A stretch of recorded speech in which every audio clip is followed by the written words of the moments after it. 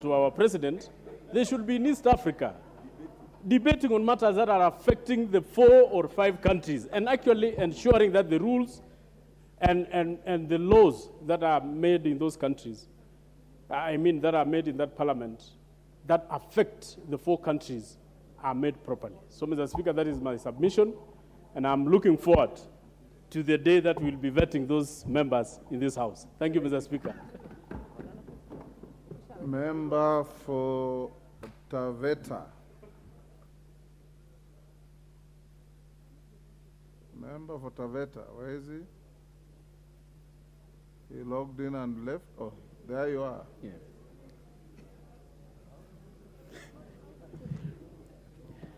Thank you, Mr. Speaker, for the opportunity to address you again. I want to contribute to the motion and agree with my colleagues who have stated earlier that we need competent people who are able to address issues of multilateral and bilateral interests of Kenya, Mr. Speaker. So I recommend, especially those candidates who come from border towns like Taveta and other areas like Busia, to be considered in those positions, Mr. Speaker. Thank you. The Honorable Omboko Milemba.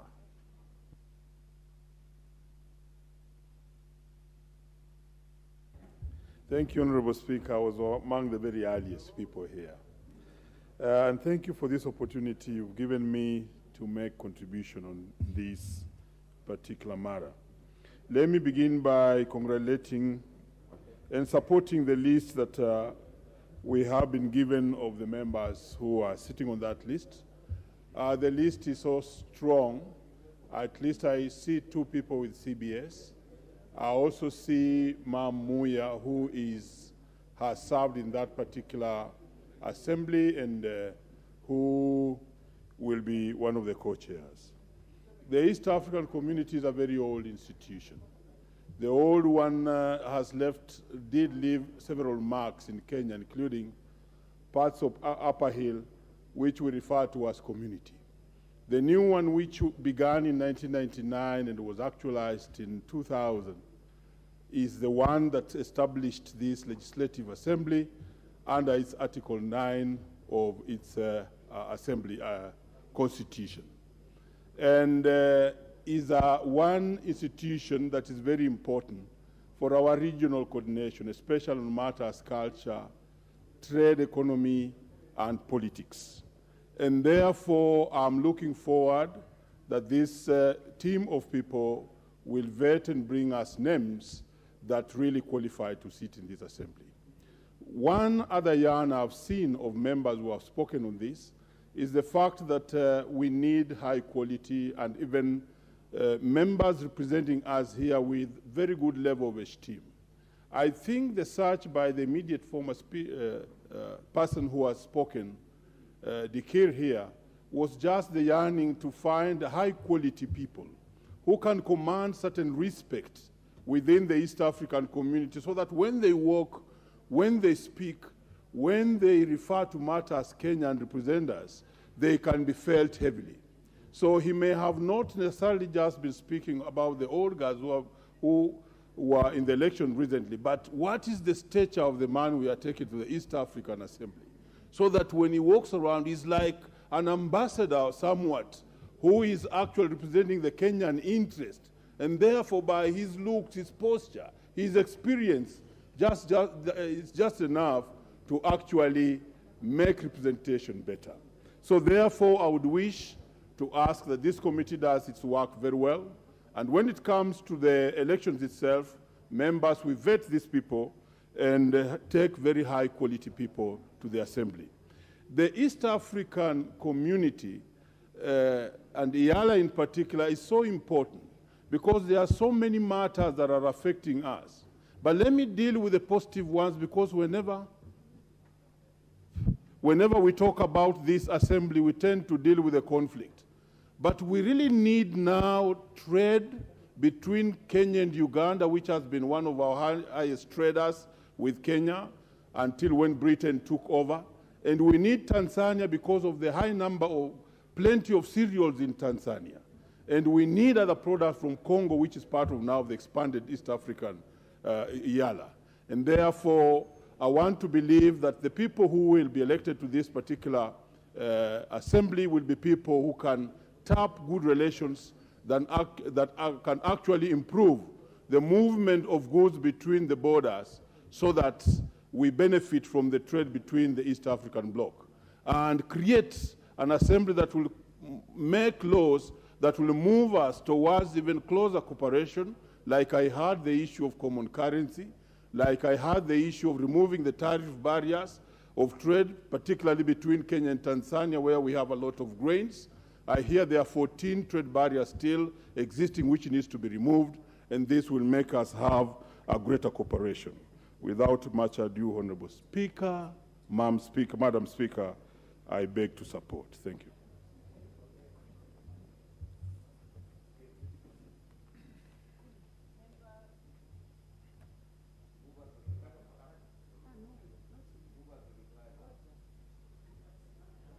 Speaker. Member for Igembe Central. We have one more person. Thank you, Madam Speaker. May I start by saying that I'm grateful to God for this opportunity.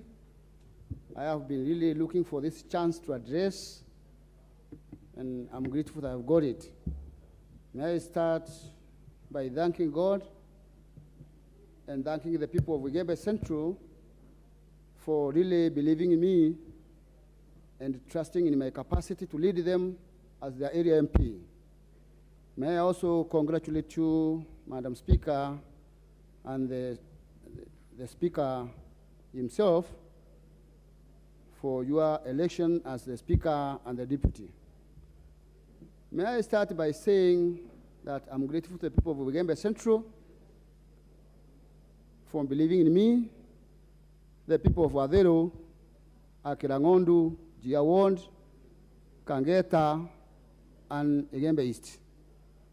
Thank you very much, and I will fight very hard to deliver on my promises, and I won't let you down. Madam Speaker, I come from Igembe Central, a region that is known for producing what we call internationally as green gold, and locally we call it Marongi, Mira, and Kat.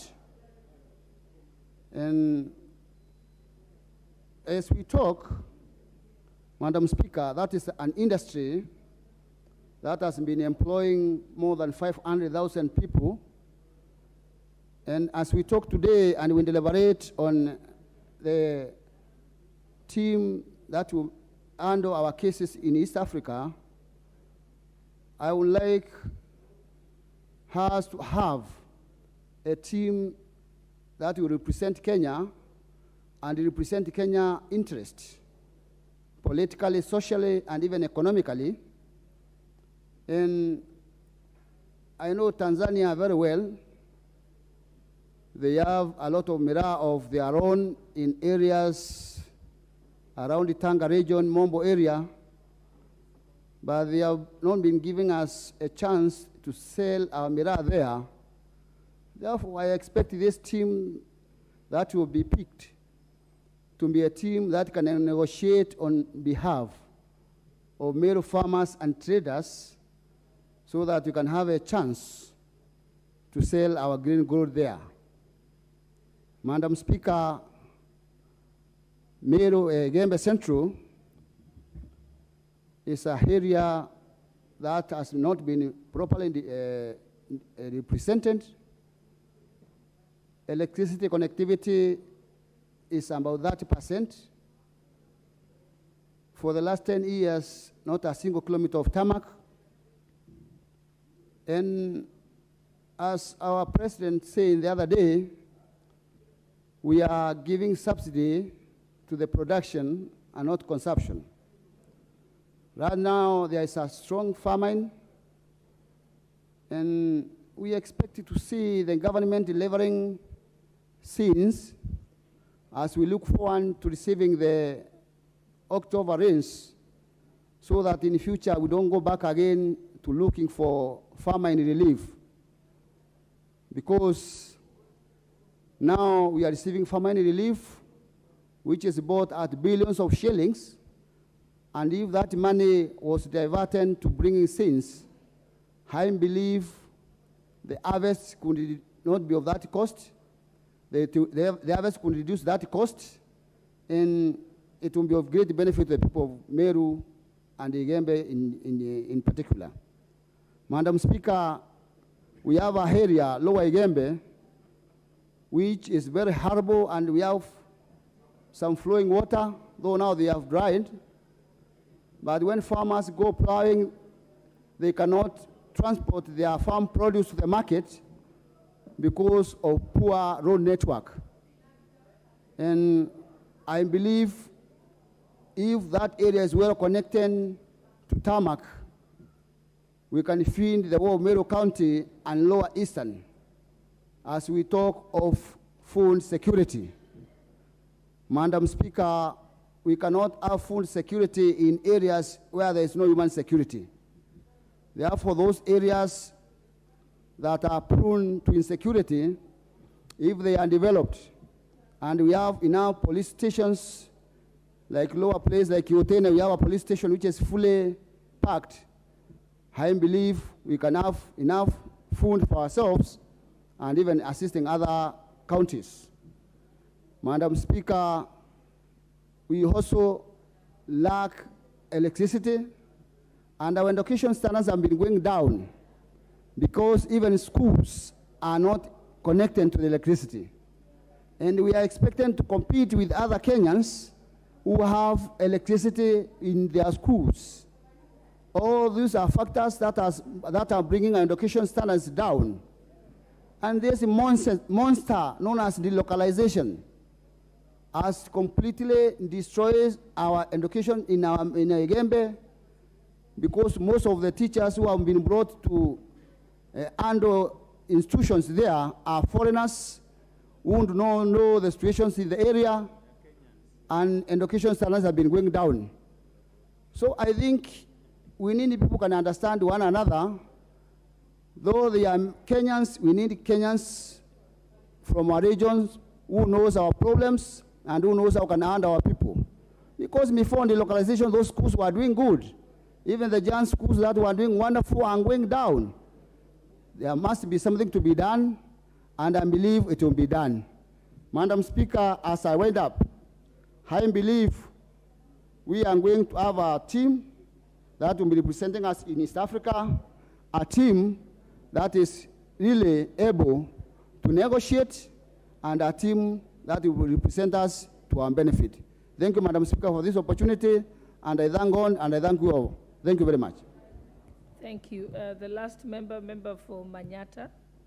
Under this motion, we still have a chance until 9 p.m. Yes. So everyone will have a chance to make their maiden speech.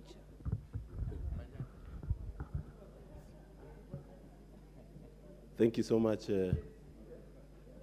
Madam Deputy Speaker. I want to take this chance to support the committee, and I would like to say that, as many of the members have put it, we need members that understand our integrity and its purpose. Honorable Deputy Speaker, East African community has a lot of potential. We need to know how to increase our trade. We need to have common industries of things that affect our people. Currently, we are importing fertilizers and many other things. If the East Africa community that uses agriculture fertilizer can come together, we can do all those things together and do factories that can help our people. On the choice, on the method of choosing the members, Honorable Deputy Speaker, I'm of the idea that we need to have a better way of choosing members, because this assembly requires to be putting in agendas that affect our people. Honorable Deputy Speaker, today if you ask me what are the achievements of the last assembly of the Yala, I cannot say. And having even looked around in Google to see what they have contributed to, there's nothing to see.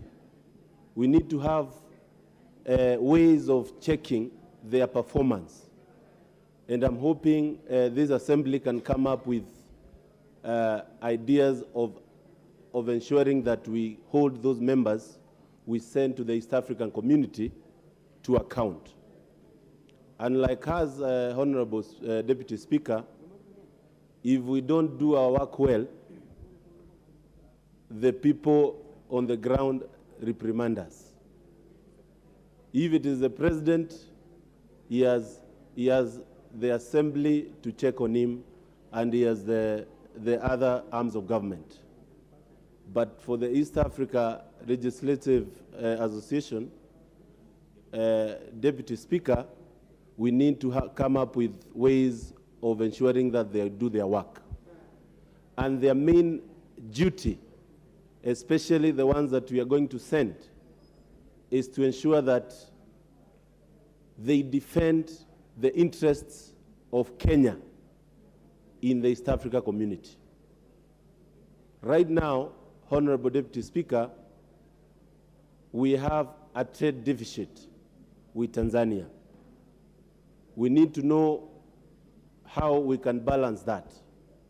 And it is up to those members to ensure that we achieve that and they bring in agendas and legislation that is going to help Kenya achieve that. With that, Honorable Deputy Speaker, I beg to support the committee given by the Majority Leader. Thank you. Mover to reply.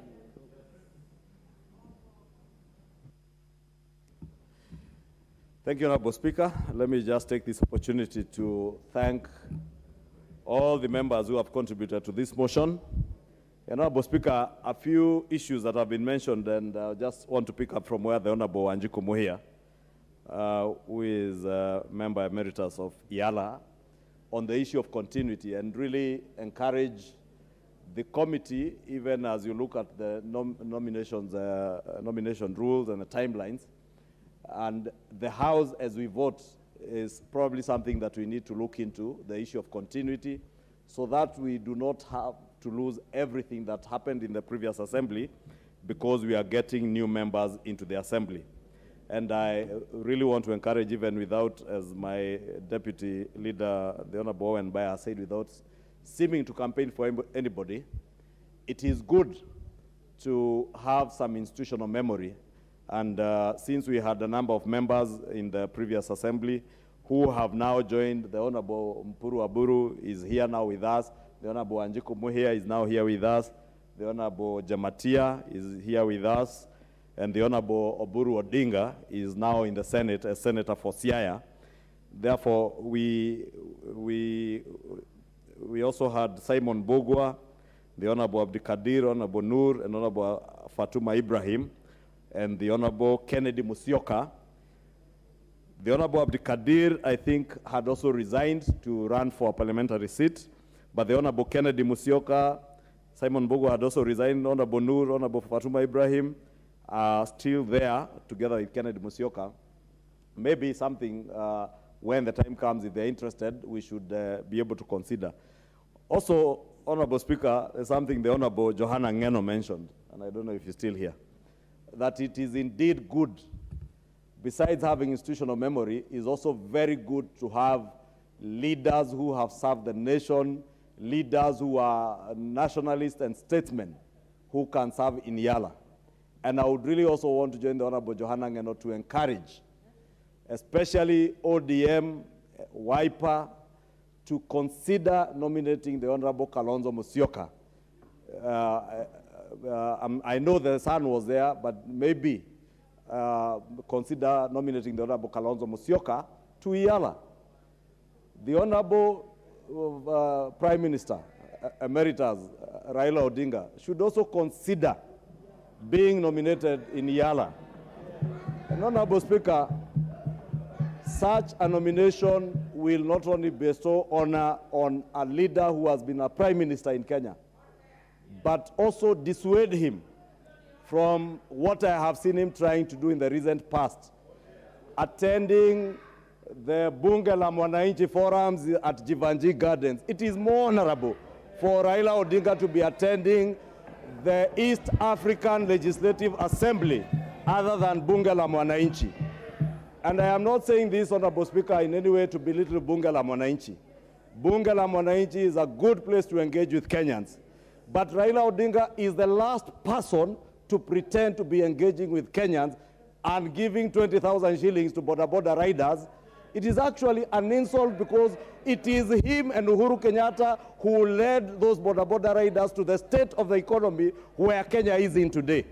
Therefore, I want to encourage our brothers and our sisters in ODM and the ODM leadership, please consider nominating the Honorable Raila Odinga, the Honorable Kalonzo Musyoka, and beyond that, Honorable Speaker, beyond Iyala, Honorable Speaker, it is probably time, as a House, we started thinking of how we engage our national leaders who lose in national elections.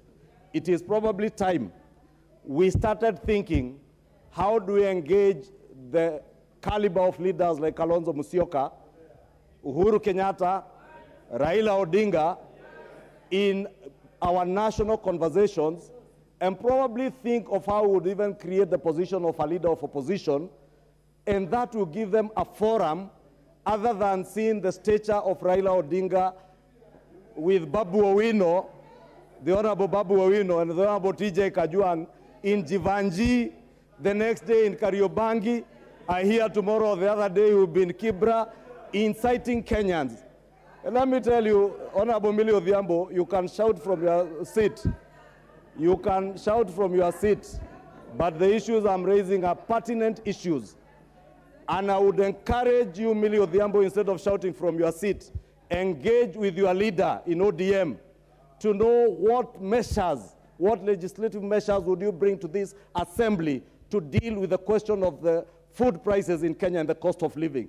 Because it is not enough to incite Kenyans out there.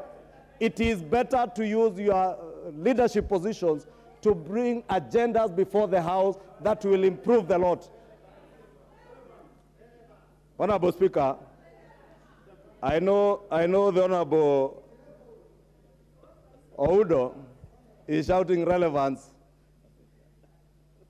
from his seat because I know how it feels to lose an election. Honorable Oudo, I know how it feels to lose an election, and the people that led you to lose that election are now enjoying themselves. Like President Uhuru Kenyatta is enjoying himself in retirement, having misled Raila Odinga into a trap to believe there was something called a deep state and a system that never existed. But the same Uhuru Kenyatta is the one, together with his handshake brother, who got this economy to where it is.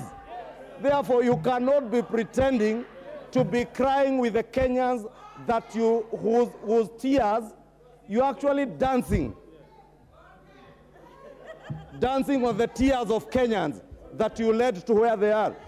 It is the state capture that was perpetuated by the handshake brothers and the handshake government that has destroyed our economy, destroyed our country, and now you pretend that you will go and incite Kenyans in Jivanji, in Kariobangi, in Mathare, incite Kenyans, but Kenyans are more intelligent than you think. Kenyans know you are attempting to incite them. Kenyans are patient, and Kenyans will be patient to give this government an opportunity to resuscitate the dying economy that you killed. And no amount of shouting will deter us. Anyway, the Honorable Speaker, I now beg to reply and encourage our colleagues to nominate our leaders, emeritus, to the Yala Assembly. I want to encourage the Honorable Raila Odinga to apply. And the Honorable Wanjiku Muhia, you must consider Raila Odinga's name as fairly as possible, together with the name of Kalonzo Musyoka. With that, Honorable Speaker, I beg to reply.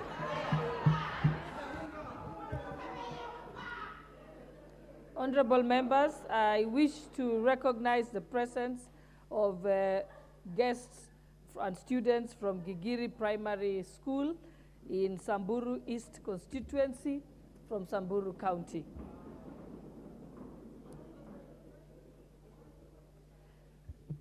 Honorable members, I now wish to put the question, which is that acknowledging that the East Africa Legislative Assembly is established under Article 9 of the Treaty for Establishment of the East African Community as one of the key organs and institutions of the community responsible for the community's legislative matters, recognizing that Article 50 of the treaty provides for the election of members of the East African Legislative Assembly by respective partner states' legislatures in accordance with their primary procedures for the term of 5 years. Further aware that the East Africa Legislative Assembly Elections Act 2011 contemplates conclusion of the election of the members of a new assembly to be within 90 days before the expiry of the term of the subsisting assembly. Noting that the term of the current East African Legislative Assembly lapses on December 17, 2022, and cognizant of the need to urgently conclude the election process for the East African Legislative Assembly to commence transacting business of the East African community. Now, therefore, in accordance with the provisions of Rule 9 of the Houses of Parliament, joint sitting rules, the House resolves. Resolves 5, to establish a joint committee consisting of 7 members appointed by each of the Houses of Parliament to undertake the functions contemplated under the East African Legislative Assembly elections, election of members of the Assembly Rules of 2017. 6, that the following members shall represent the National Assembly in the joint committee. H, the Honorable Wanjiku Muhia MP, co-chairperson. I, the Honorable Dr. Makali Mulu, CBS MP. J, the Honorable Sabina Chege, CBS MP. K, the Honorable John Mutunga Kanyuthia, MP. L, the Honorable Daniel Nanok Ipuyo, MP. M, the Honorable Francis Sigei Kibiegon, EBS MP. N, the Honorable Ruth Adhiambo Busia, MP. And 7, that the officers of the clerks of the Houses of Parliament shall provide secretariat services to the joint committee in accordance with standing orders. And 7, that the joint committee shall report to the House within the timeline stipulated in the East Africa Legislative Assembly elections, election of members of the Assembly Rules of 2017. Will as many as of that opinion say aye? Aye. And will as many as of the contrary opinion say no? The ayes have it. Order number 9, motion, development of a school feeding policy.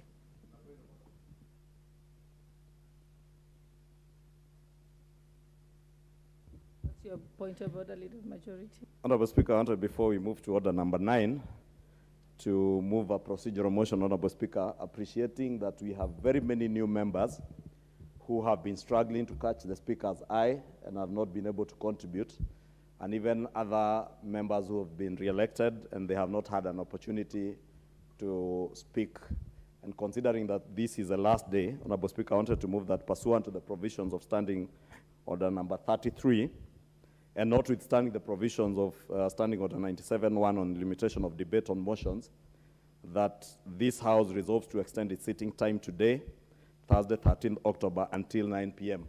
Honorable Speaker, the gist of this motion is just to allow as many as of our members as we move to the next motion on order number 9, the motion by the Honorable Elsie Muhanda, that now all our new members and the members who have not been able to speak can have opportunity before we go to the recess. It will be very unfair for a new member or a member who's been re-elected to go back home during the recess, and you have not had the chance to stand in the house where people elected you, to come and at least even say thank you to the people on national TV. And Honorable Speaker, I thought it was a good opportunity.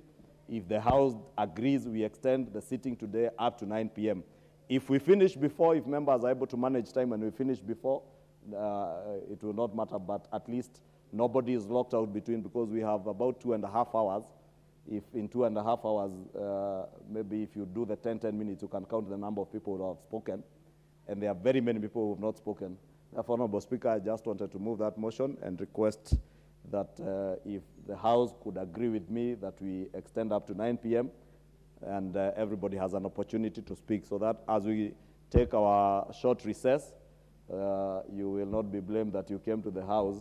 And maybe for new members, it's good to note, if you don't make your impact the first few days, there is a website that publishes those who speak in the House.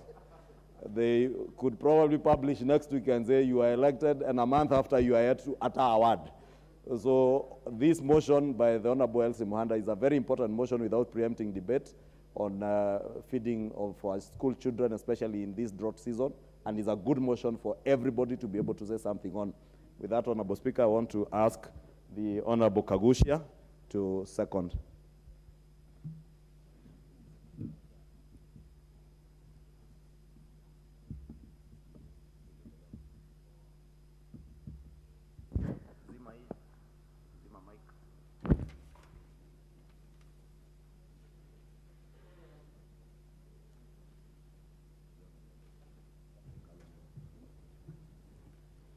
Honorable Speaker, I would like to take this opportunity first to second the motion which has been proposed by the majority leader. And it's very important that every new member, and even those who have come back, be given an opportunity to be able to give their maiden speech. Honorable Speaker, I would like to take this opportunity as well to congratulate you and our Speaker for having been elected in the last elections that we had in this Assembly for the speakership. I would also want to thank the Mukurweini people for having elected me as their Member of Parliament and having bestowed on me the mandate to take care of their issues in the next 5 years in Mukurweini. And as I say this, Honorable Speaker, I understand very well that this is just an opportunity that I've been given, not because I was the best in Mukurweini, but because the people of Mukurweini saw it fit to believe in the promises and also to the hope that we gave them.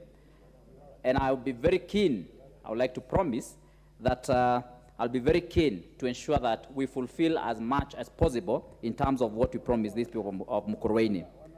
I would also want to thank my family who stood with me during this time, and particularly I would like to recognize one late Richard Kagushia, who is my father, who unfortunately passed on about 10 months before I was elected Member of Parliament.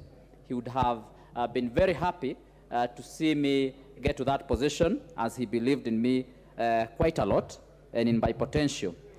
Honorable Speaker, I would like to promise the people of Mukurweini that I'm going to represent them, I'm going to be their voice, I'm going to be fearless, and I'm going to stand by what they want us to do. I'm particularly keen on developing Mukurweini infrastructure when it comes to the issue of road network. Whereas Nyeri County has been modestly received some good infrastructural projects, particularly on roads, Mukurweini constituency has lagged behind. Mukurweini constituency has not benefited from tarmac roads for the last 20 years. What we have had is very, very minute and very small contribution from the national kitty to the infrastructure and road network. I'm promising the people of Mukurweini, as we work together with the government infrastructure, as we work together with our Kenya Kwanza government, that we are going to be addressing the roads that were proposed and that were passed and that I was very much involved in lobbying, unfortunately, were not done because there were no funds. As we are talking, I know we are in touch with the departments that are involved and Treasury to ensure that as much money is provided for Mukurweini as a constituency. I'm very keen on ensuring that the road that goes through Gekondi all the way to Dhara, that is Kafuta, is actually completed, is done. I'm very keen to ensure that the road that goes from Ishamara all the way to Rotune, all the way to Gakonya, is also done. The road that goes from Maseno to Ndia, Kamolo, is also done. I'm very keen to ensure that we work with the government departments that are in charge of roads to ensure that the road that goes from Mikiranero all the way to Gumba to Guyoine is also done. I'm very keen also to ensure that the Gaikundo, Kanunga, Kahete Road all the way to Gatiki is also done. So I will be pushing for these infrastructural projects. I am also going to be very keen on Karende, Wahondora, and also Karende, Nyakahuho, Irori Road, which we must ensure that they are done to ensure that our constituency also comes up to a level that other constituencies are enjoying. I'm also very keen on irrigation water in Mukurweini constituency, and so we'll be pushing for major projects in irrigation, particularly on larger Igajo area, which serves Mukurweini West. We are going to be pushing seriously on a Nyawamu irrigation scheme that serves Gekondi. We'll be ensuring that we complete the micro irrigation project that has already now started. I'll be very keen on Mungagaga water irrigation project so that we can ensure that most part of Mukurweini is covered. Madam Speaker, I'm encouraging our government to be very much concerned about the plight of our young people in this country. Mukurweini has had very many hardworking young people who have so far not been able to benefit from post-secondary school education. And I know this is an area that we want to invest in. In Mukurweini, we'll be looking at what we'll be calling Akili ni Mali, whereby we are going to be empowering young people to be able to gain education, skills, so that they are employable, and also they can be able to employ. So we'll be making use of technical institutions like Mukurweini Technical Institution and others, so that we can be able to promote our young people and ensure that they get off the shopping centers, they get off from the illicit brew, which of course is a great concern, especially in Mount Kenya region. I want to actually call upon our government to make the issue of illicit brew to be a national disaster, because it is ravaging our young people. It is making them not very useful in our community. And I want to, in future, bring a motion in this assembly, National Assembly, so that the issue of illicit brew can be declared a national disaster. And so that we can be able to fight manufacturing and production, distribution of illicit brew that has become a menace in this country. It has made our young people unproductive. It has made them zombies in some of the areas. They are not able to think on their own without consumption of the drug of addiction. Honorable Speaker, I'm also going to be very keen and working together with RELEC and Kenya Power to ensure that Mukurweini benefits fully from the last mile program. We have very many people in Mukurweini as we talk that still don't enjoy electricity at this time and age.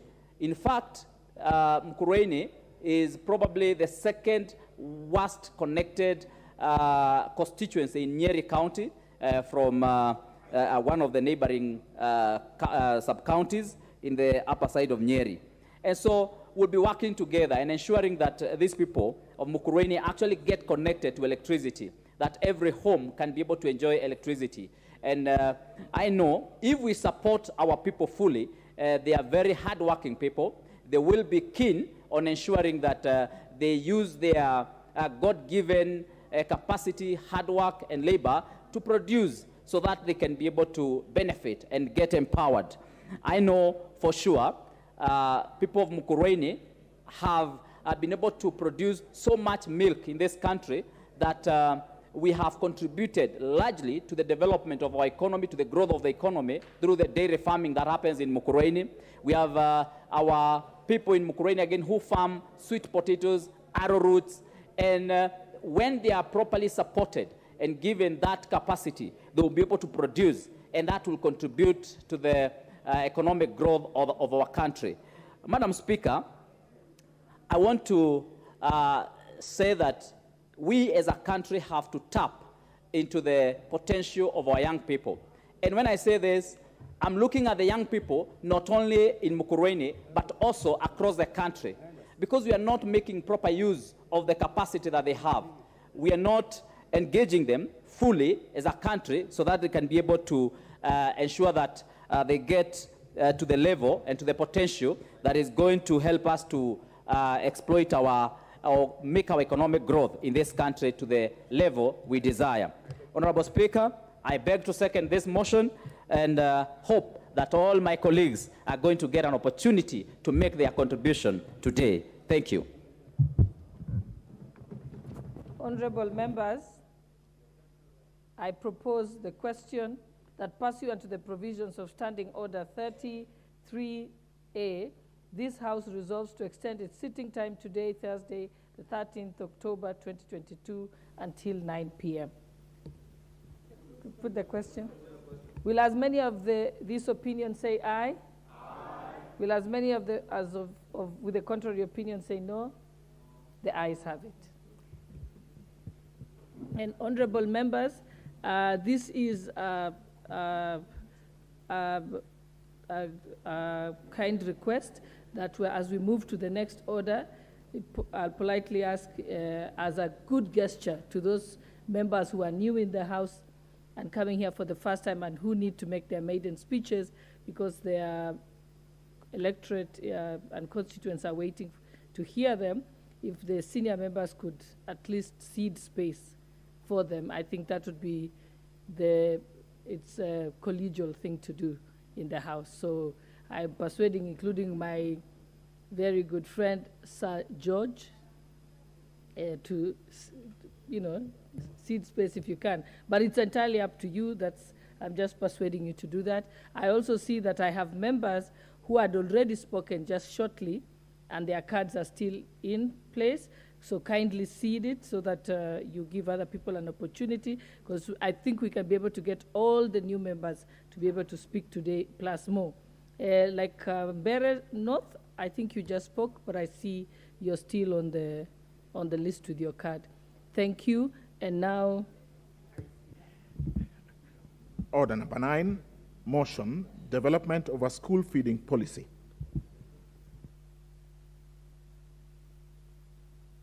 Sorry. Esli Muhanda.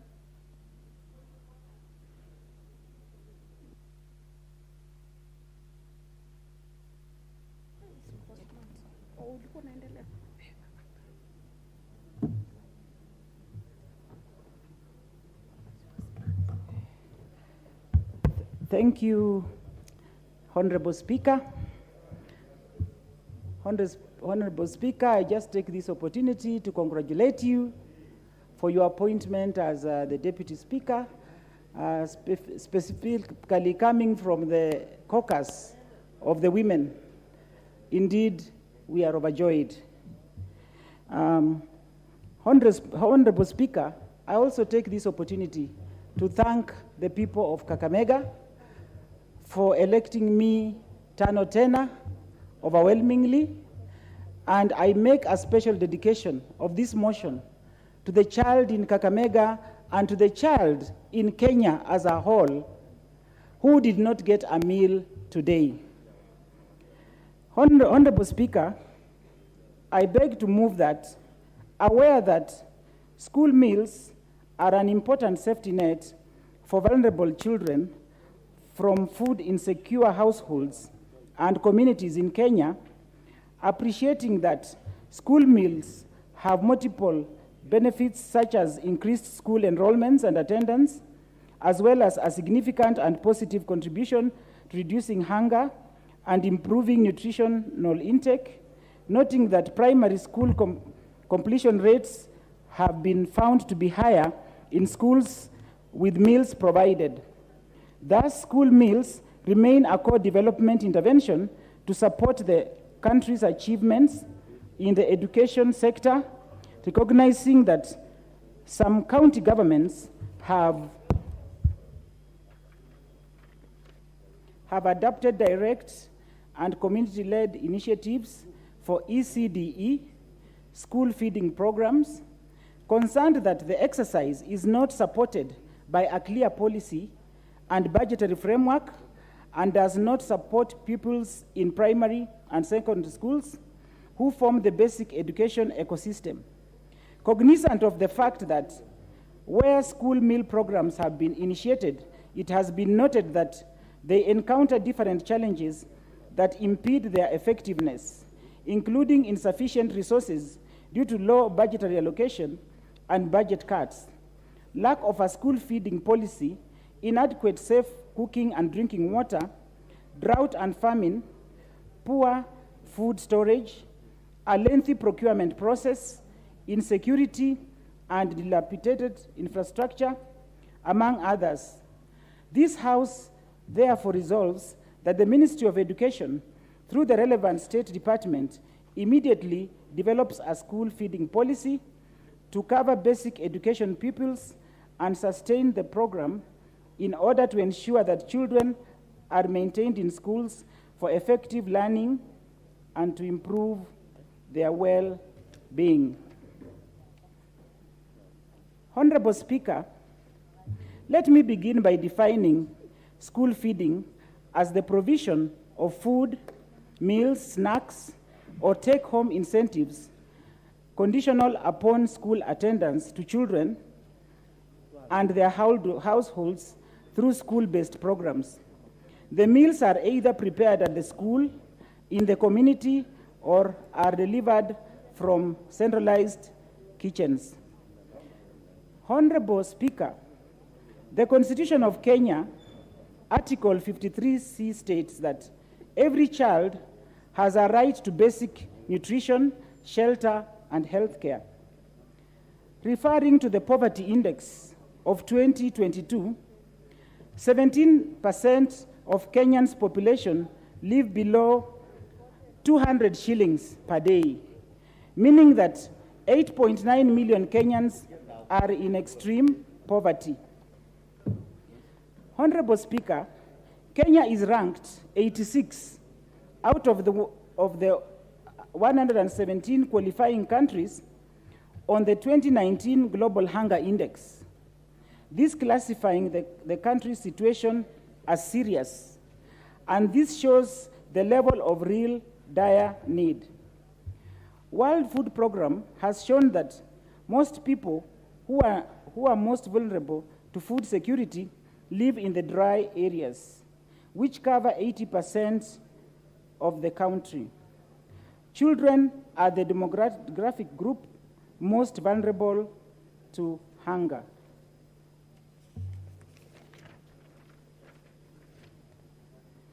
This is because their growing bodies are more vulnerable, and about 29% of the children in rural areas and 20% of those living in towns have stunted growth. Honorable Speaker, COVID-19 pandemic did not make things easy. Honorable Speaker, we have had efforts to have feeding programs in Kenya since the 1980s. We have had the Maziwa ya Nyayo. We have had NGOs like the Food for Education, who are also partnering with some members of parliament here, like the member of Dagoretti South. And because of the grave situation, we have also had honorable members having feeding programs in their areas, like Honorable Christopher Seka and Honorable Milemba, who have feeding programs. And we thank you, because it's not easy because of budgetary constraints. We equally have the Ministry of Education, which has some feeding programs in the ASAL areas and in the slum areas. Honorable Speaker, this is not enough, because the whole of Kenya needs the feeding program. Used primarily as to incentivize the enrollment and retention of rural children and girls, subsidized meal programs have played an integral part in realizing the country's goal of universal primary education. Historically, the involvement of non-governmental organizations has greatly limited the Kenyan government's role in the direction of stewardship of these programs. Reliance on donor support and management has subjected the programs to fluctuating and often conditional support from the actors. Financial strains and infrastructural challenges have been the major setback in Kenya's ability to successfully fund and operate its own feeding program. Noting that the effects of the recent COVID-19 pandemic has really affected the primary attendance of schools. And you find that most children have not been guaranteed completion of their school learning. The risks for children during this pandemic have included families falling into deeper poverty, threats to survival, health and child safety, and exacerbation of the learning crisis. Widespread unemployment and income loss has severely affected households' financial ability to keep students in school, and for the poorest households, budget constraints have caused them to keep their children out of school. When schools reopened, in many parts of my county, Kakamega, children have not reported to school.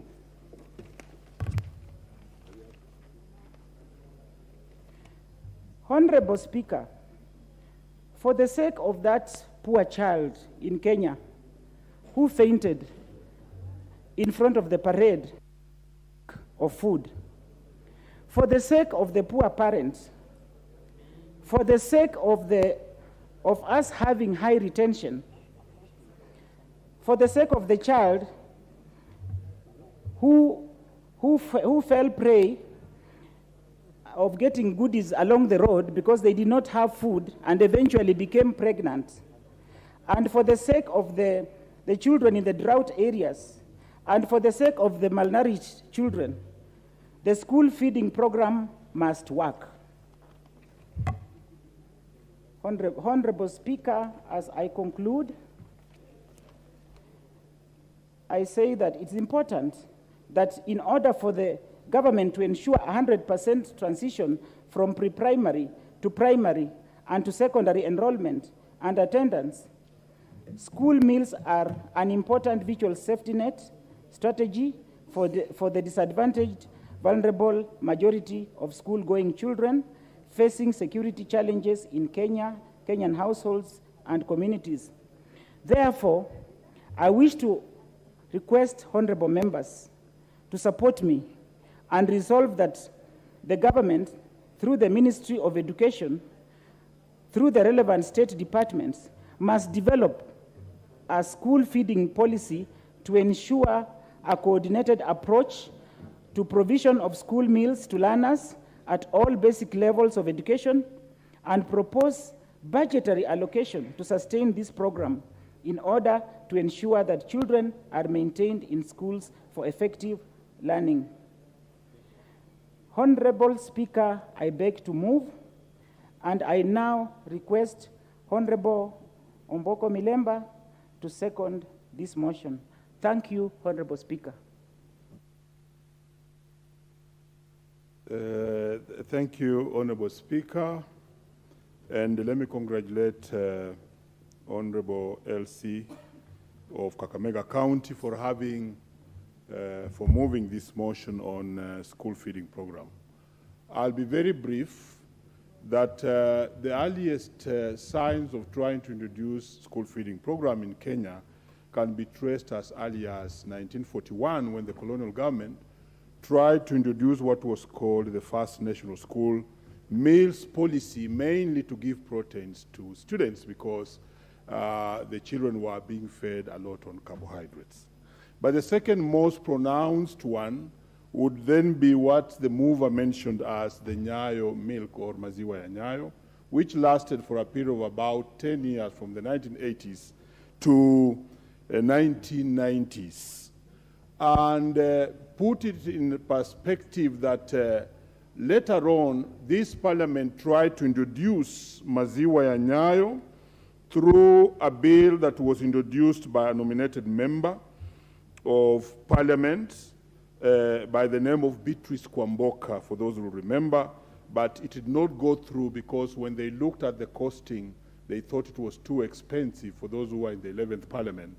And the cost was approximated to be 1 billion per week, and when the parliament calculated, they thought it was not really possible.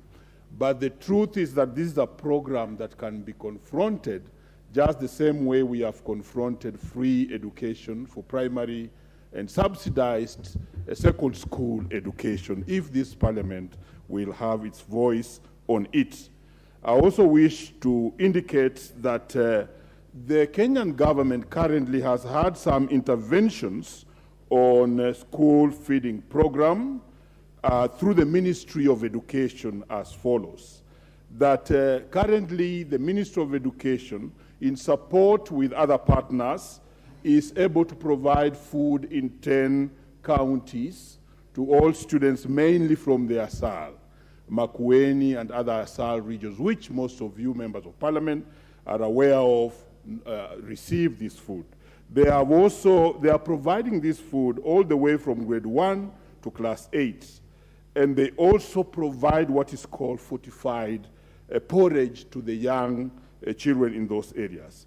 There has also been an attempt by the Kenyan government currently to provide the same program in informal sectors. Just to mention Nairobi here, areas like Mathare, I think Kibera, but I can even widen and go to Kisumu. Obunga is receiving part of these foods, and in Kakamega, Malemba areas, Honorable, you are here, could be receiving this. You know I have the background of education.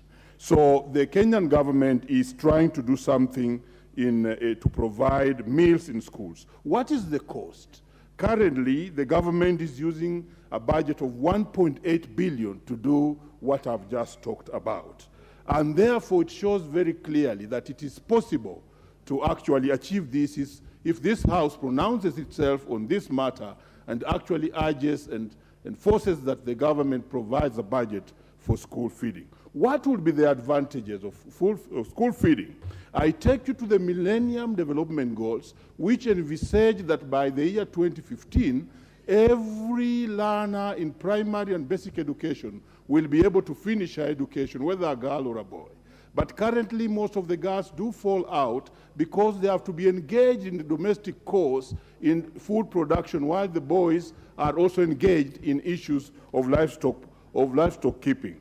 And therefore, if this good motion is pronounced on by this parliament, we shall safeguard all these students to be in school so that we retain them in school, and they also transit in order to achieve what is the 100% determination that all students who go through primary must transit to secondary 100%. And more so, remember that in the Education Act, basic education is not only free, but it's supposed to be compulsory. So this is a program that will actually make sure that students are in school. Honorable Speaker, without much ado, I've had my own experience with the school feeding program. I must acknowledge Honorable Aseka, who tutored me into this. In my own constituency, we use partners and other sources to provide lunch for students in schools, most of the candidates, and it's working for me, it's popular. I want to tell this House that it has increased transition and also attendance. For instance, in 2017, the candidates in class 8 were only about 2,000, but the candidates last year went as high as 3,400 because of this program of food in schools. I therefore want to urge this House to support this motion and urge the government to create a budget for food, the feeding program in our schools. And Honorable Speaker, because I want many members to contribute to this, I'll not go very far. It's a matter that is with us. It is with you in your constituencies. You can feel it. You see the students who are hungry and come back home and go back to school by just taking water. Honorable Speaker, I beg to second.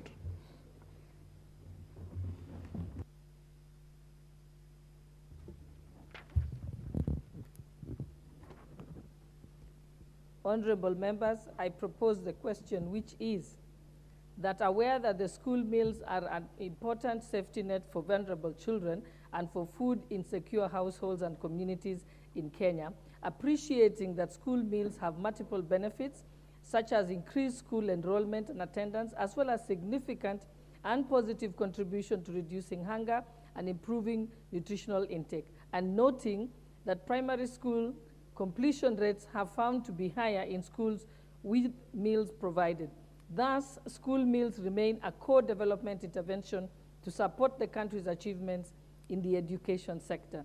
Recognizing that some county governments have adopted direct and community-led initiatives for the early childhood development education school feeding programs, and also concerned that the exercise is not supported by a clear policy and budgetary framework and does not support pupils by a clear policy and budgetary framework, and does not support pupils and secondary schools who form the basic education ecosystem, and cognizant of the fact that where the school meal programs have been initiated, it has been noted that they encounter different challenges that impede their effectiveness, including insufficient resources due to low budgetary allocation and budget cuts, lack of school feeding policy, inadequate safe cooking, drinking water, drought and famine, poor food storage, a lengthy procurement process, insecurity, and dilapidated infrastructure, among others. The House therefore resolves that the Ministry of Education, through the relevant state department, immediately develops a school feeding policy to cover basic education pupils and sustain the program in order to ensure that children are maintained in schools for effective learning and to improve their well-being. Honorable members, I see that there are many members who want to contribute. I now call upon the member for West Pokot County.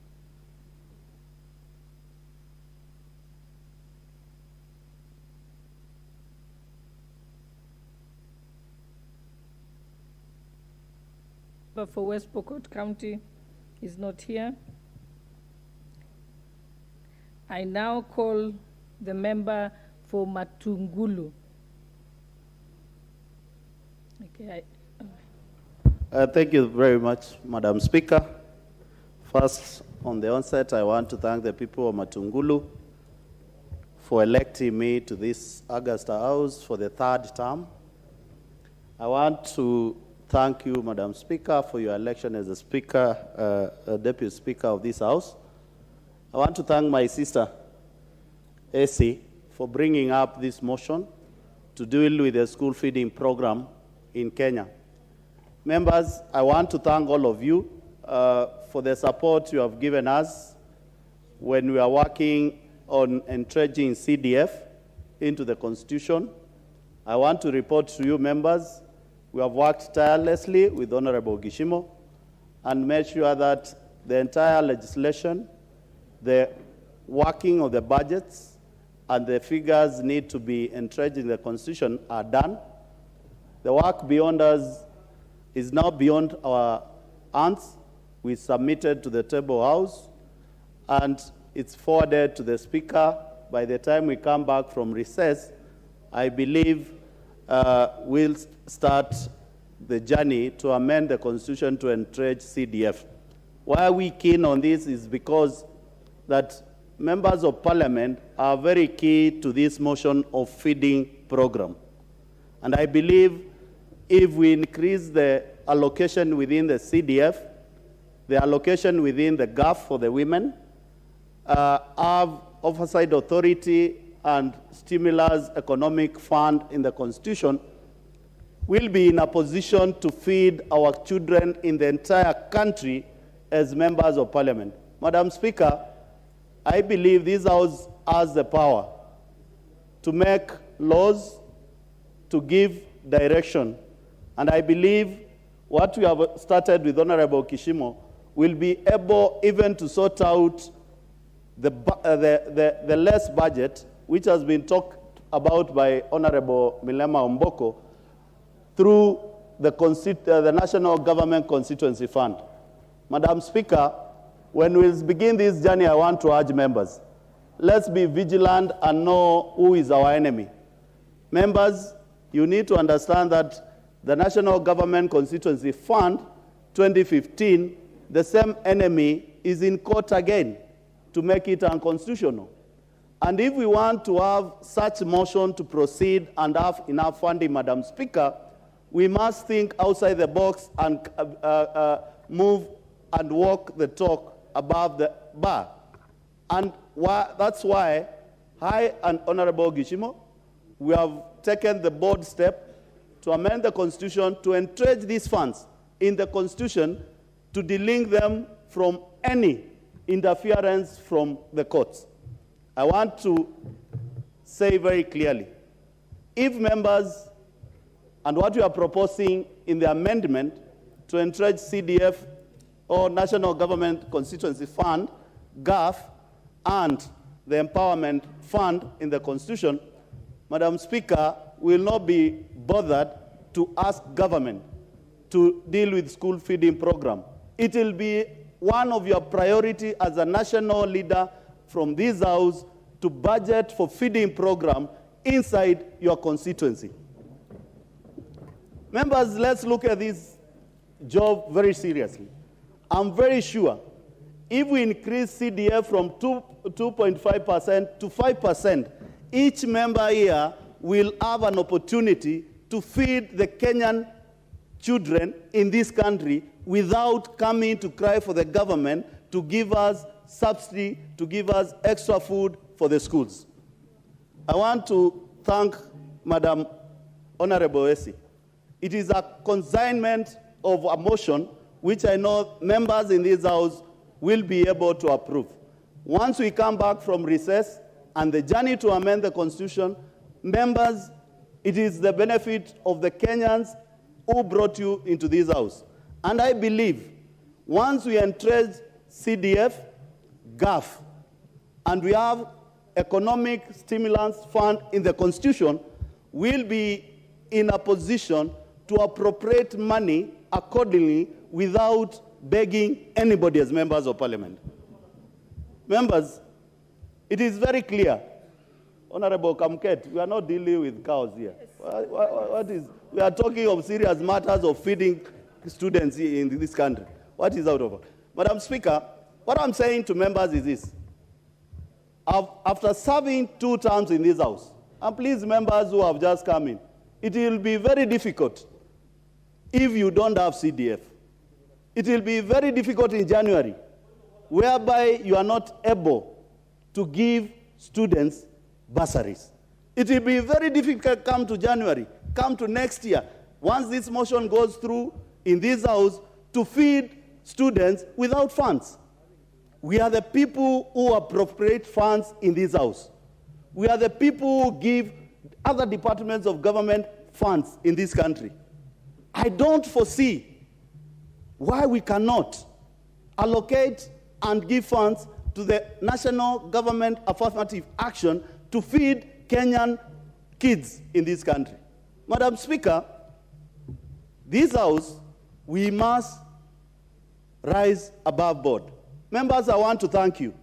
When we started this journey, we were demanded to get only 50 signatures to bring this motion to the House.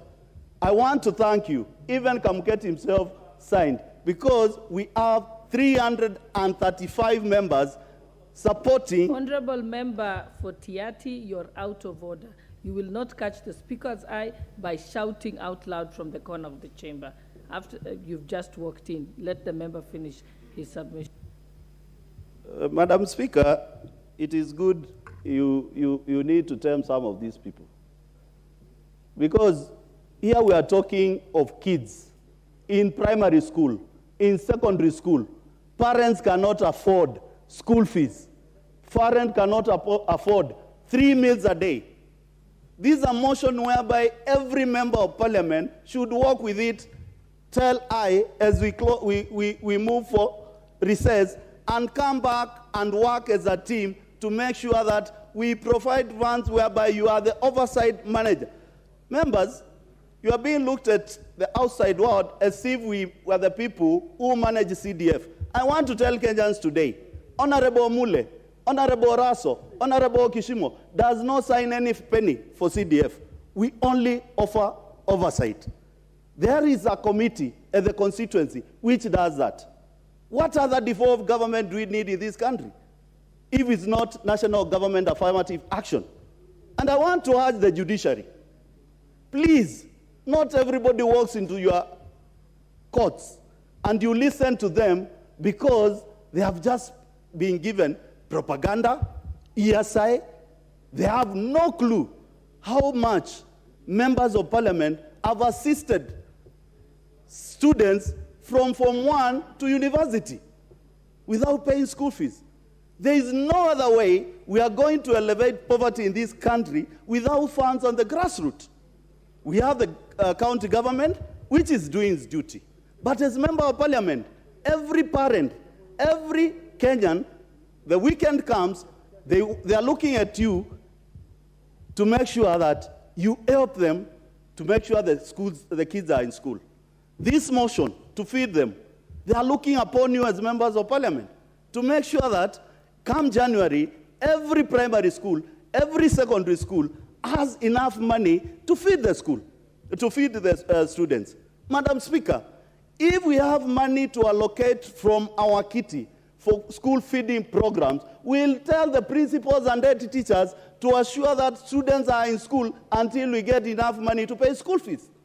They should not be sending kids to home every weekend. They should not be sending students back to their parents because they don't have enough money to keep the students.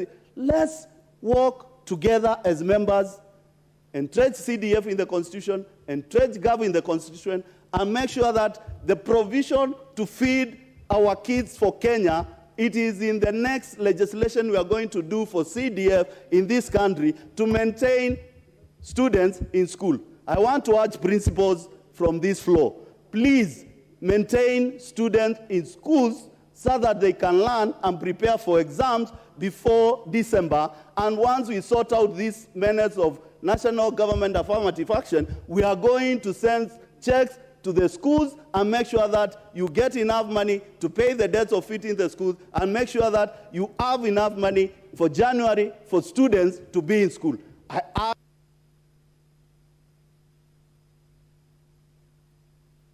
Honorable Member, I think let's give an opportunity. There are many new members who have not made their maiden speeches. I now call upon the member for Matayos constituency, and he'll be followed by member for Samburu County. And I think we'll give a second chance to the member for West Pokot, who wasn't there when I called her earlier. Thank you. Thank you, Madam Speaker, for this opportunity. Madam Speaker, I want to thank the people of Matayos constituency in Busia County for giving me a third term to serve them as their member. That goes a long way to demonstrate the confidence they have in me, and I want to assure them that I'll give them my best so that we develop on what we have started with them.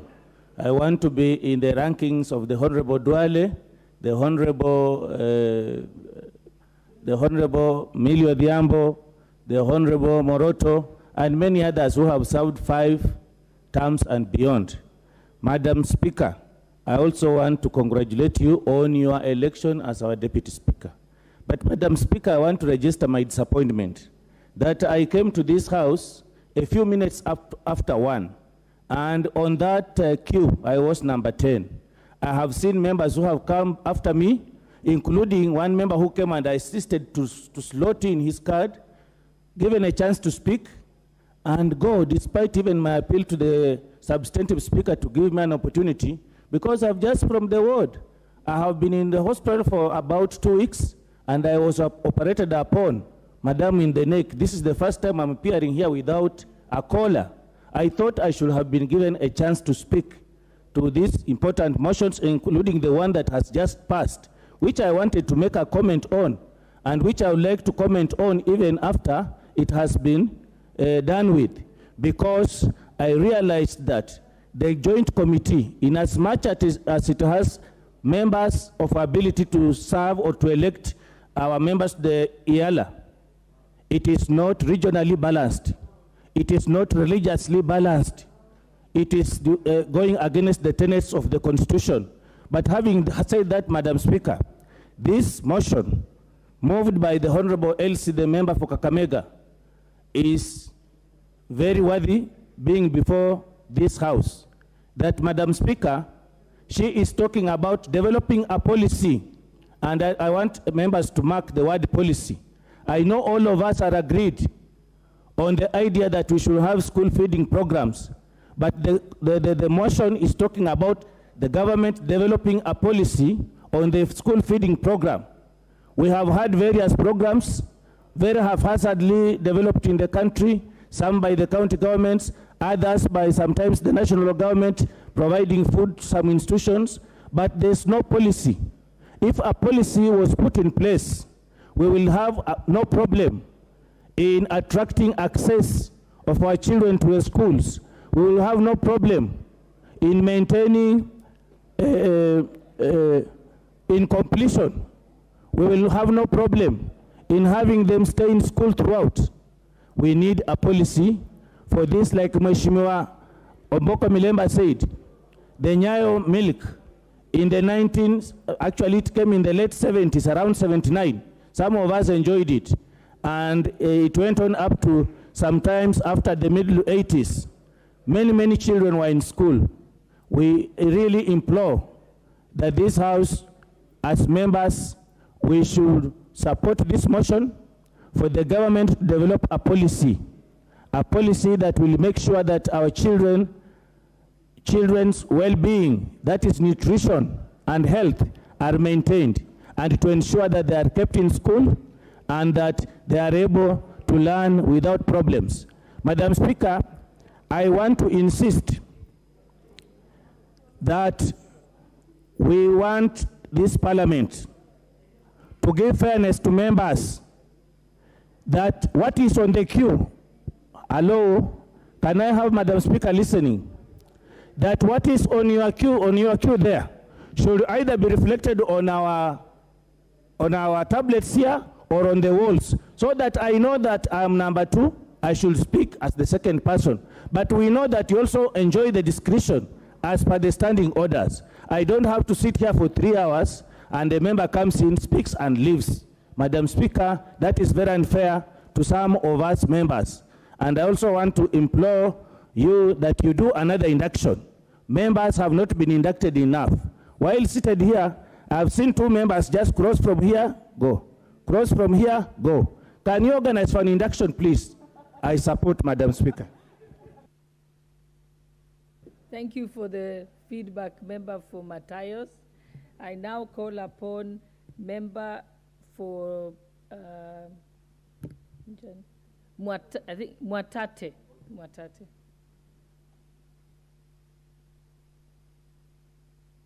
Peter Sheikh, I don't know if it's correct. Thank you, Madam Speaker, for the opportunity you've given me to make a maiden speech in this House. I've been in the queue for the last 6 days, but I thank God for the opportunity I've got today.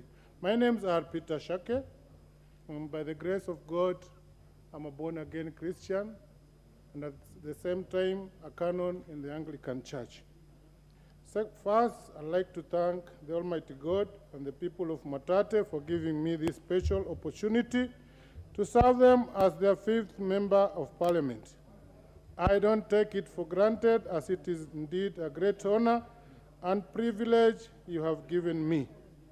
My great people of Matate, I assure you that I'll serve you with a lot of commitment, tirelessly and with dedication.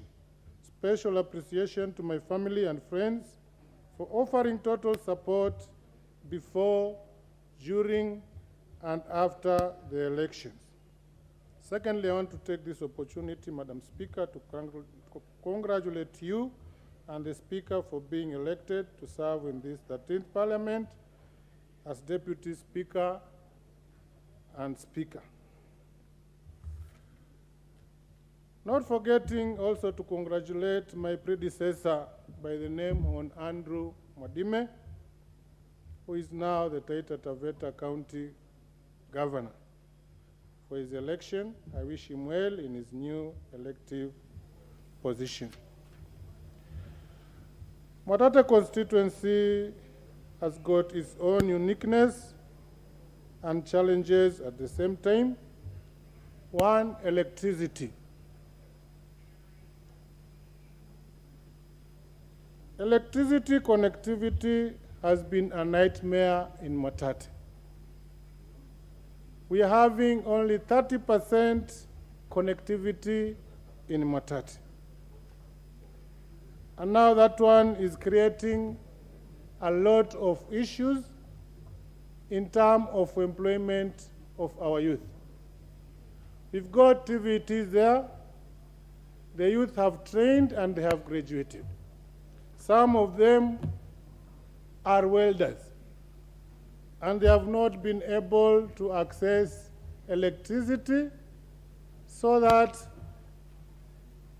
they can be able to open Juakali workshops.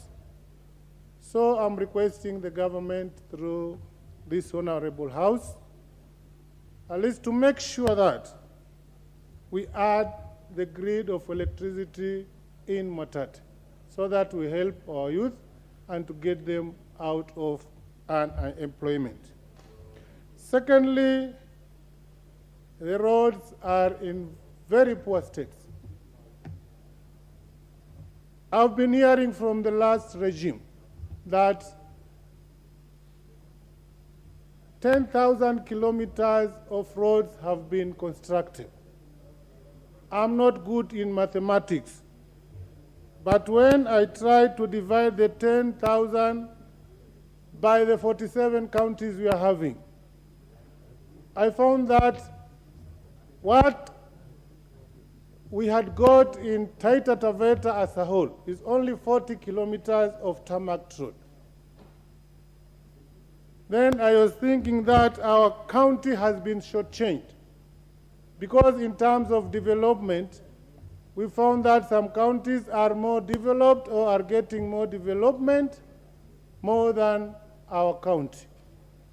So I'm requesting the new government, when they are doing a budget for the next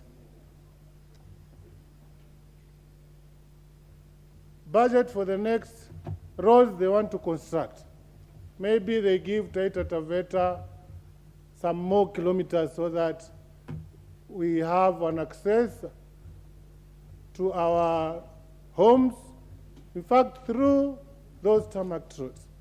So that is my request. Another thing is water. We've been having a lot of problems in terms of getting water. Water is scarce. In fact, in Matate constituency. Now I'm requesting the government through this honorable house, if it can organize so that we tap water from Taveta. We've got a lot of water from Taveta, which is our neighboring constituency, almost 80 kilometers. so that they can tap the water to Mwatate to help our people of Mwatate get enough water for domestic use and for irrigation. Mwatate is also a constituency which houses the headquarters of Taita Taveta County, and also a business hub which is growing very fast. The economic activities of Mwatate are basically mining. Almost 70% of Taita Taveta, Mwatate included, is composed of all types of mines. Name any mineral, it is there. So our economic activity there is mostly mining. Our youth are there at the mines. And they're having problems, in fact, because we are not having machinery to help them explore the minerals so that we can change the economy of Mwatate. So my request is also for the current government to make sure they provide machinery so that they can use the machinery for mining purposes to lift the economy of Mwatate. In fact, in the near future, I'll bring a motion to declare mining in Taita Taveta as an economic activity. When the government is supporting Miraa, when the government is supporting coffee, tea, the same also should be done to our miners, small-scale miners, so that we tap the minerals to help our people develop. Last but not least, Madam Speaker, the motion which is in front of us, the school feeding program. In fact, let me say that due to this drought, Mwatate has been hit hard, especially the school children. A lot of them have been dropping out. In fact, in the first term. Second term, as an MP of the area, by God's grace, I managed to introduce a school feeding program for the 68 primary schools of ours, and up to now, they are food sufficient in the primary schools. But that one is not going to take more time. I think by the end of this term, then I think I'll not make it again to support them in terms of that program. So I support the motion. And lastly, let me say that God bless Kenya, God bless Mwatate. Thank you. Thank you, Honorable Member. The next chance will go to the county element of Samburu County.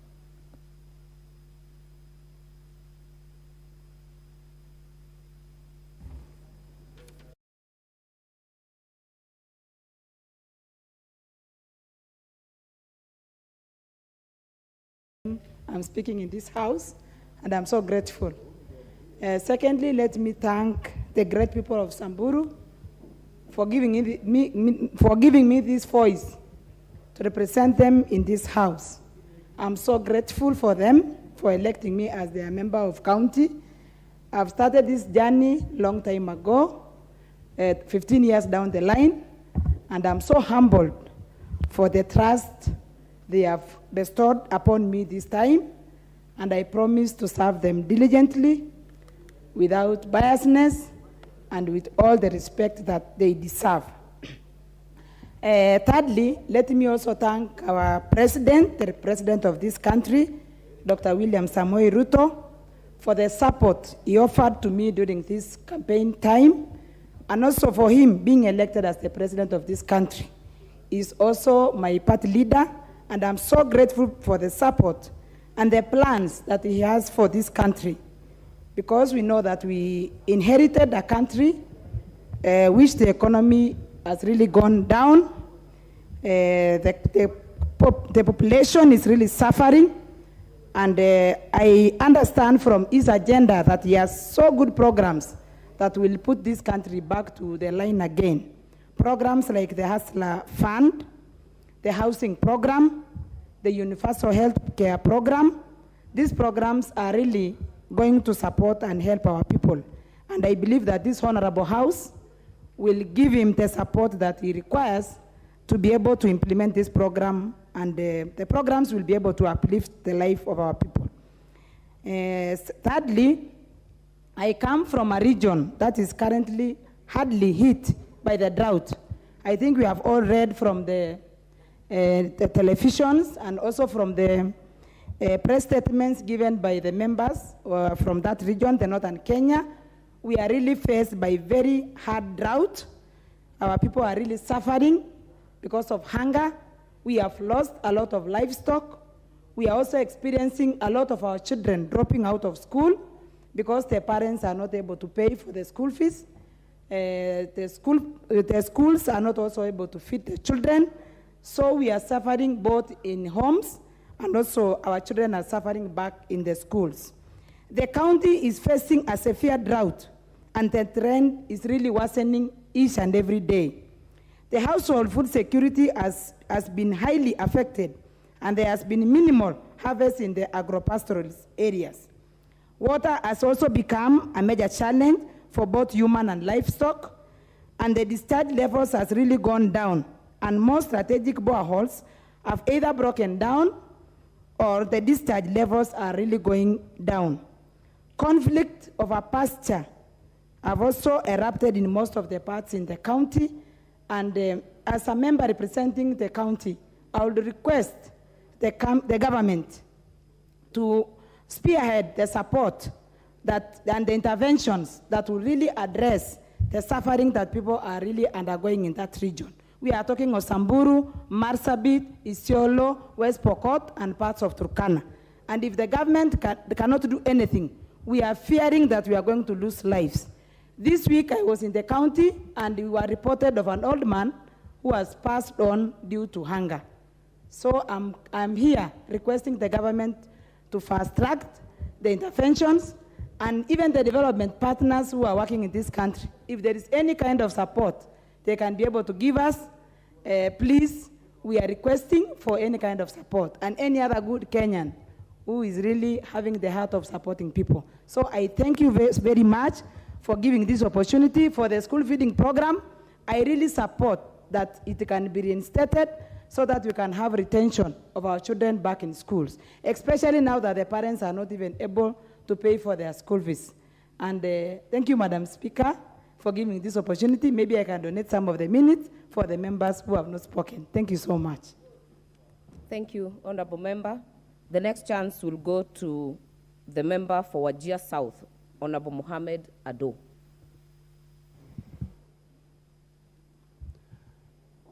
Thank you very much, Madam Speaker, for this opportunity. I would like to thank the people of Wajir South for electing me their representative in this House. I would like to thank the hundreds of volunteers who helped me through the campaign period,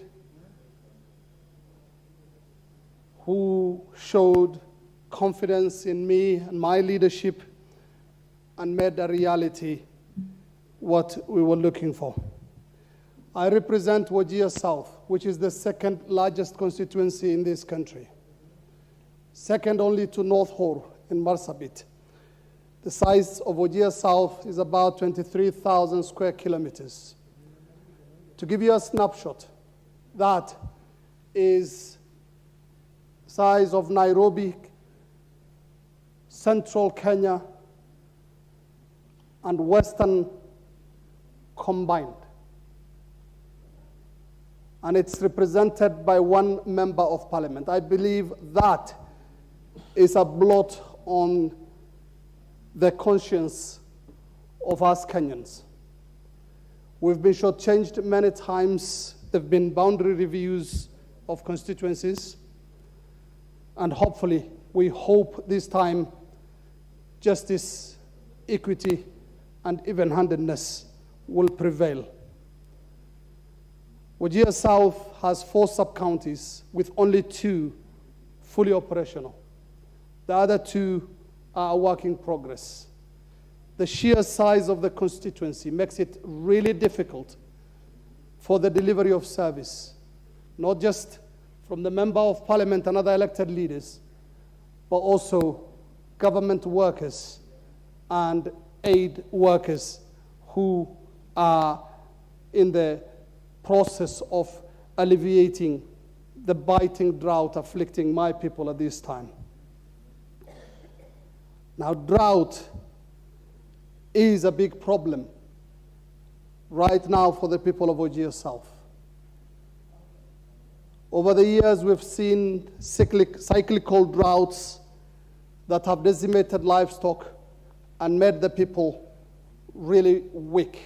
And over the past 5 years, we've had the lethal mix of the COVID-19 pandemic, the locust invasion, as well as the droughts that we've seen. Last year, it was declared a national disaster. This year, again, we are talking of a drought, and it only is getting worse and worse by the day. This is the work of climate change, and it is here to stay with us. And it's about time we learned to adapt and live with climate change.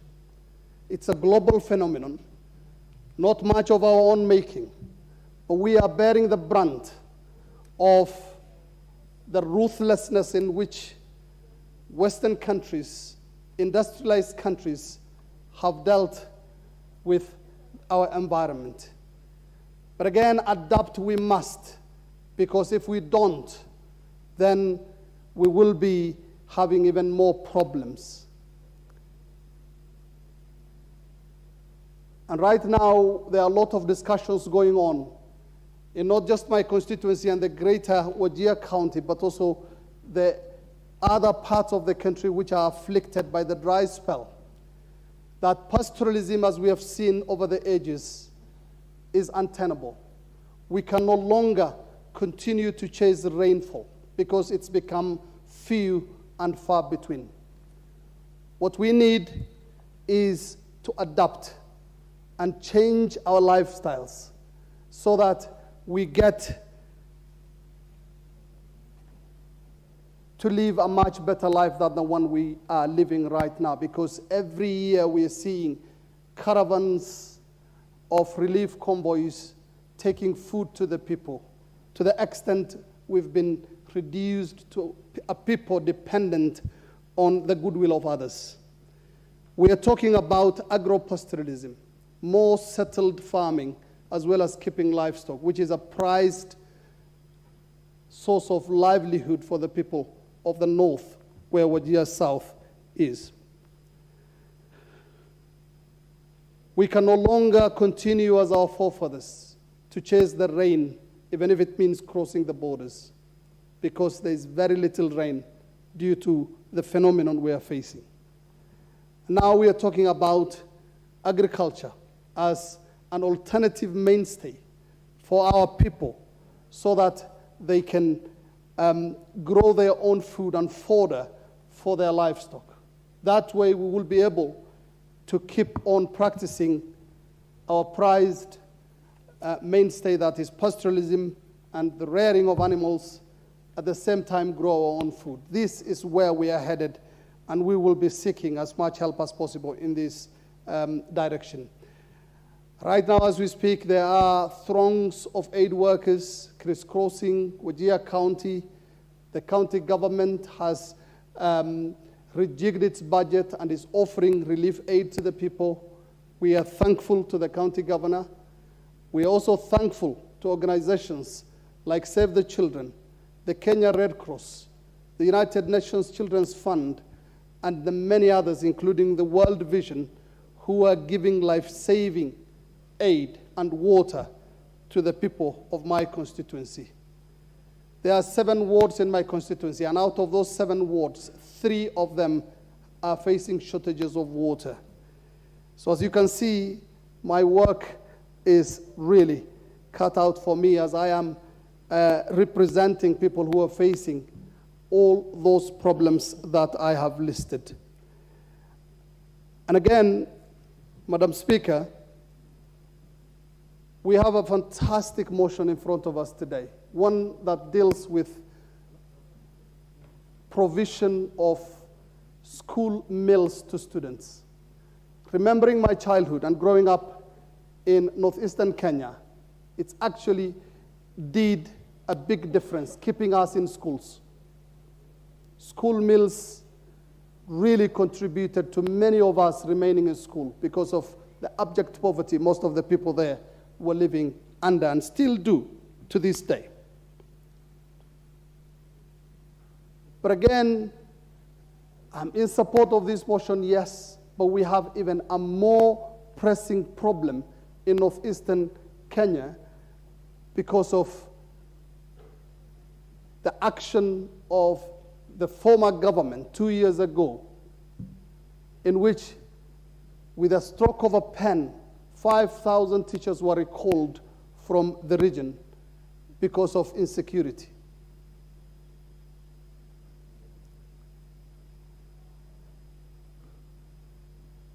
Today, almost every other school is manned by one teacher. In my constituency alone, we have a shortage of 300 school teachers. Some of the schools in my constituency are manned by one teacher. Some of them have been closed. This is quite unfair. And we are bringing up a generation, which I call the lost generation, which has been forced to go through the steps of schooling for those 2 years, but have learned nothing. We are appealing to the Teacher Service Commission, because I don't know what else to call it. This is marginalization being brought through the back door after we thought the promulgation of the new constitution in 2010 had done away with that practice which had been visited upon us by the previous regimes. What we need is a return of our teachers back to the schools so that the young Kenyans living in that part of the country can get education. We have, I thought I had 10 minutes, Madam Speaker. Yes, and they are almost over. Just 1 minute or so. So in summary, I'd like to say the teachers need to go back to the schools. The provision of school feeding, the funding for school feeding program will go a long way. But again, for students who don't have teachers, it doesn't mean much. Thank you very much. Thank you, Honorable Member. The next chance will go to the member of Embakasi West, Honorable Mark Mwenje. Finally. Thank you, Madam Speaker. Like most new members will say, we've been waiting for quite a while. Being my maiden speech, let me start by congratulating all who've been elected, members of Parliament. I also want to go through a vote of thanks, first to the Almighty God for giving me this chance, to the people of Embakasi West who voted for me, to my family, my wife, my kids, my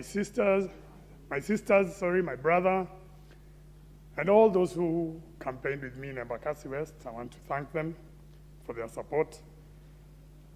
Madam Speaker, it's obvious that my surname is quite common in Parliament, so I recognize that my father served in this house. Actually, I think he cut out his name seated right here. So without whom I wouldn't be here. And to those members who are on their third term, including yourself, Madam Speaker, at times a good name is its own reward. I also recognize some of my late father's friends who campaigned with me, the likes of Honorable Commander Ndolo. There are so many of them, I can't mention all their names, who supported me. And the Azimio family in Nairobi, comprising of Jubilee and ODM, I thank them. And also we wish to thank the first Member of Parliament for Embakasi West, George Deuri, for his service, for conceding, and for his candor. I move on to Embakasi West. where during the campaigns there are quite a number of issues that we spoke, but I know I can't speak all of them here. But the people of Embakasi West require better infrastructure. They need better roads. I think my constituency has one of the worst roads in Nairobi County. We get water once a week or none at all. We have raw sewage. When it comes to education, my constituency has 14 public schools versus a population of 284,000. That makes, we have about 120 students in each classroom, and that's even on the lower side. One of my wards, Molem Ward, has only one primary school, Umoja 1, Umoja 2. Those are two wards, they share one secondary school. And I come from a constituency where bursaries are issued on a first-come, first-served basis, and only the first 1,200 to queue benefits from those bursaries. Something has to change. My constituency land ownership is one of the biggest issues that we have. People don't have title deeds. One of my wards, which is Molem Ward, which has a population of 89,000, 70% of the ward is unadjudicated land. So 70% of those people don't have titles. And whenever you hear of demolitions in Nairobi, this is the ward that always has the highest number of demolitions. So that has to come to an end. When I talk about women and youth empowerment, it's straightforward. They need funds, they need training, they need jobs, they need opportunities. That's what the women and the youth in my constituency have been lacking, and that's what they send me here for. And more so for the youth, even in our sports infrastructure. I come from a constituency where I don't have any stadium, I don't have public grounds where some of the young men can do their sporting activities. This is something that is quite unfair, considering that there are quite a number of these facilities in Nairobi, but my constituency lacks that. So those are some of the things and many others that I would want to really look at, and hopefully going forward will represent the people of Embakasi West. Madam Speaker, allow me, because even if we are past that issue, I didn't get a chance to contribute to the President's speech. There were some positives, at least CDF he spoke about retaining CDF, but as a member of parliament from Nairobi, I felt the 25% that is based on wards punishes some of us, because we have some of the most populous constituencies in Nairobi, and I believe this 25% should have considered population rather than the wards. So this is something that I would, going forward, I'd want to seek a review of this and hopefully get more funds for some of the Nairobi constituencies, as I'll explain a bit later on. I believe the President spoke about education and health, and that's good. But it is time this country, where the government should give us a direction. You know, CBC 844, we cannot gamble with the lives of our children. And some of us who are young are the ones who've got kids going through these schools. So we need to be sure. And we cannot be changing it every 10 years. So we need, whatever happens, whatever comes out, it must be final and it must last a generation. I think having the cabinet on the floor is a good idea, but this should not be a place for them to come grandstanding. They should respond and hopefully be fair and respond to both sides.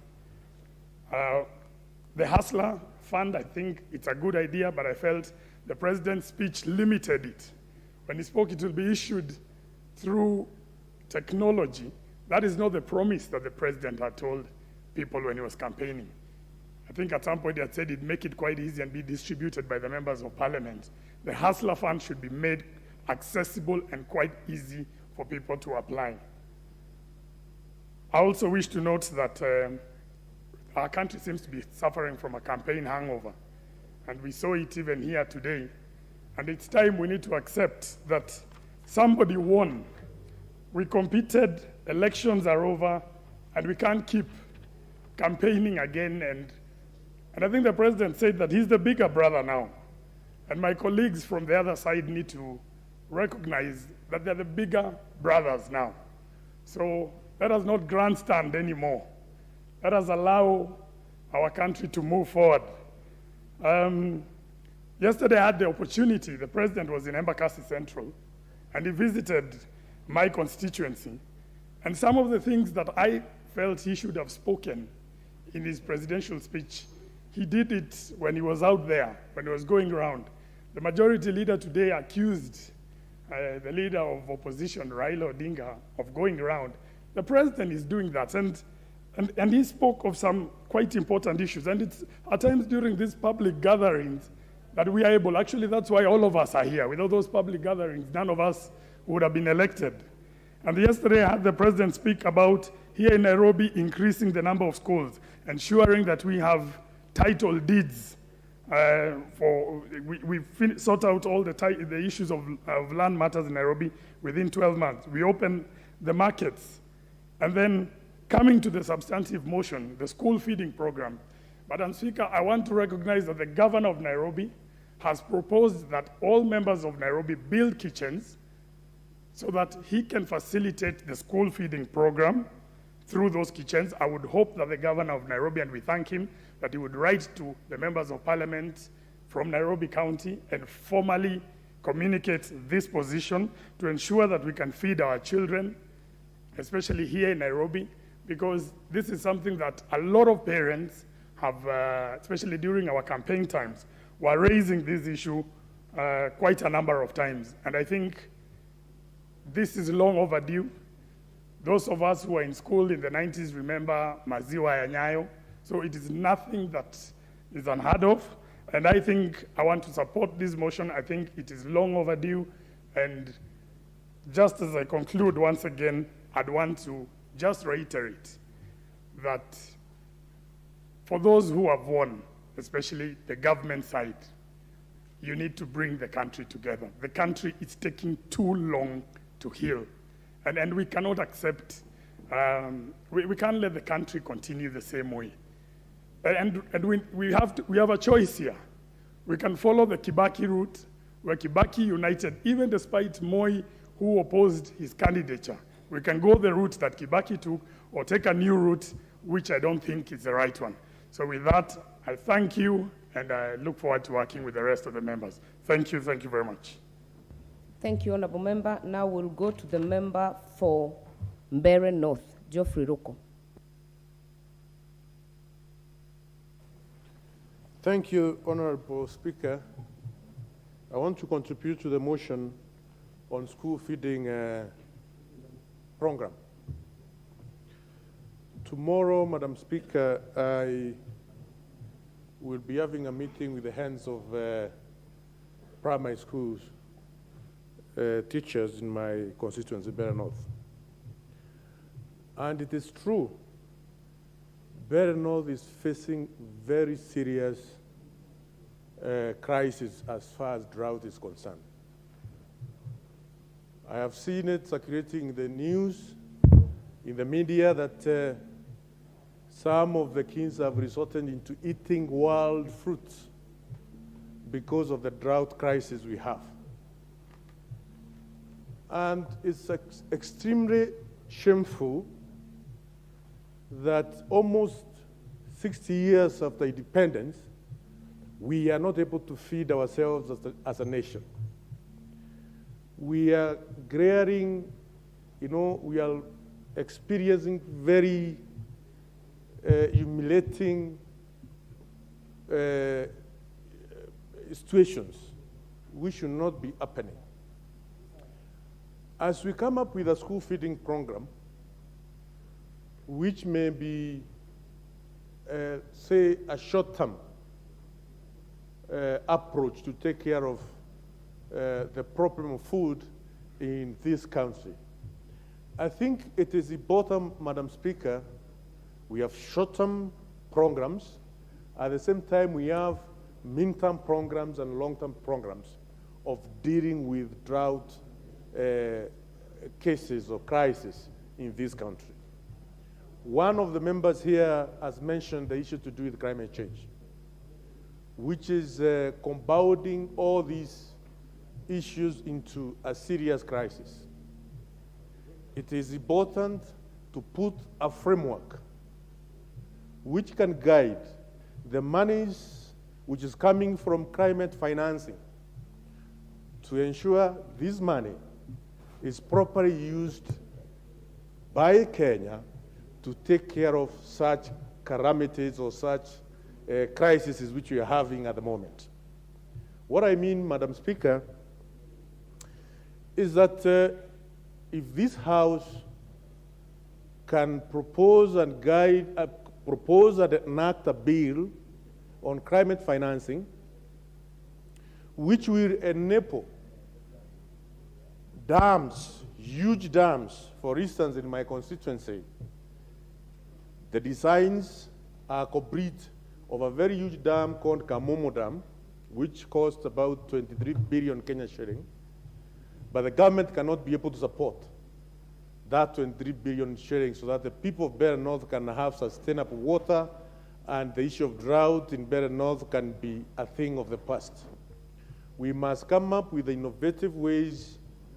One of them was proposed by the president in this House, that water purchase agreement will be enacted and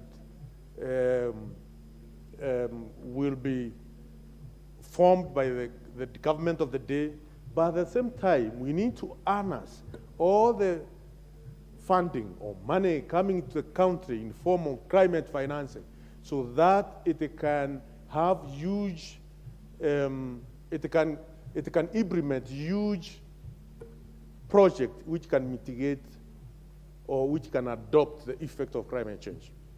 This huge project can be ensuring in every county. In the Republic of Kenya, we have dams, mega dams, which can serve all corners of this country to ensure we have enough water to irrigate our farms, and drought, and the lack of food in our household, in our schools can be a thing of the past. However, in the short term, Madam Speaker, it is extremely important we move with speed so that the government of the day can be able to feed the kids, the children in our schools. They are going hungry every single day. Some of them are dropping out of school. The end teachers are facing huge crisis because they cannot be able to sustain these children in school. Primary education is free, Madam Speaker, but you realize, or it is true, that we are having very many kids being sent home in primary schools because of small monies, which parents cannot be able to afford. So we need to know also to what extent the primary school education is free. Why are we facing now and then that primary kids are being sent home?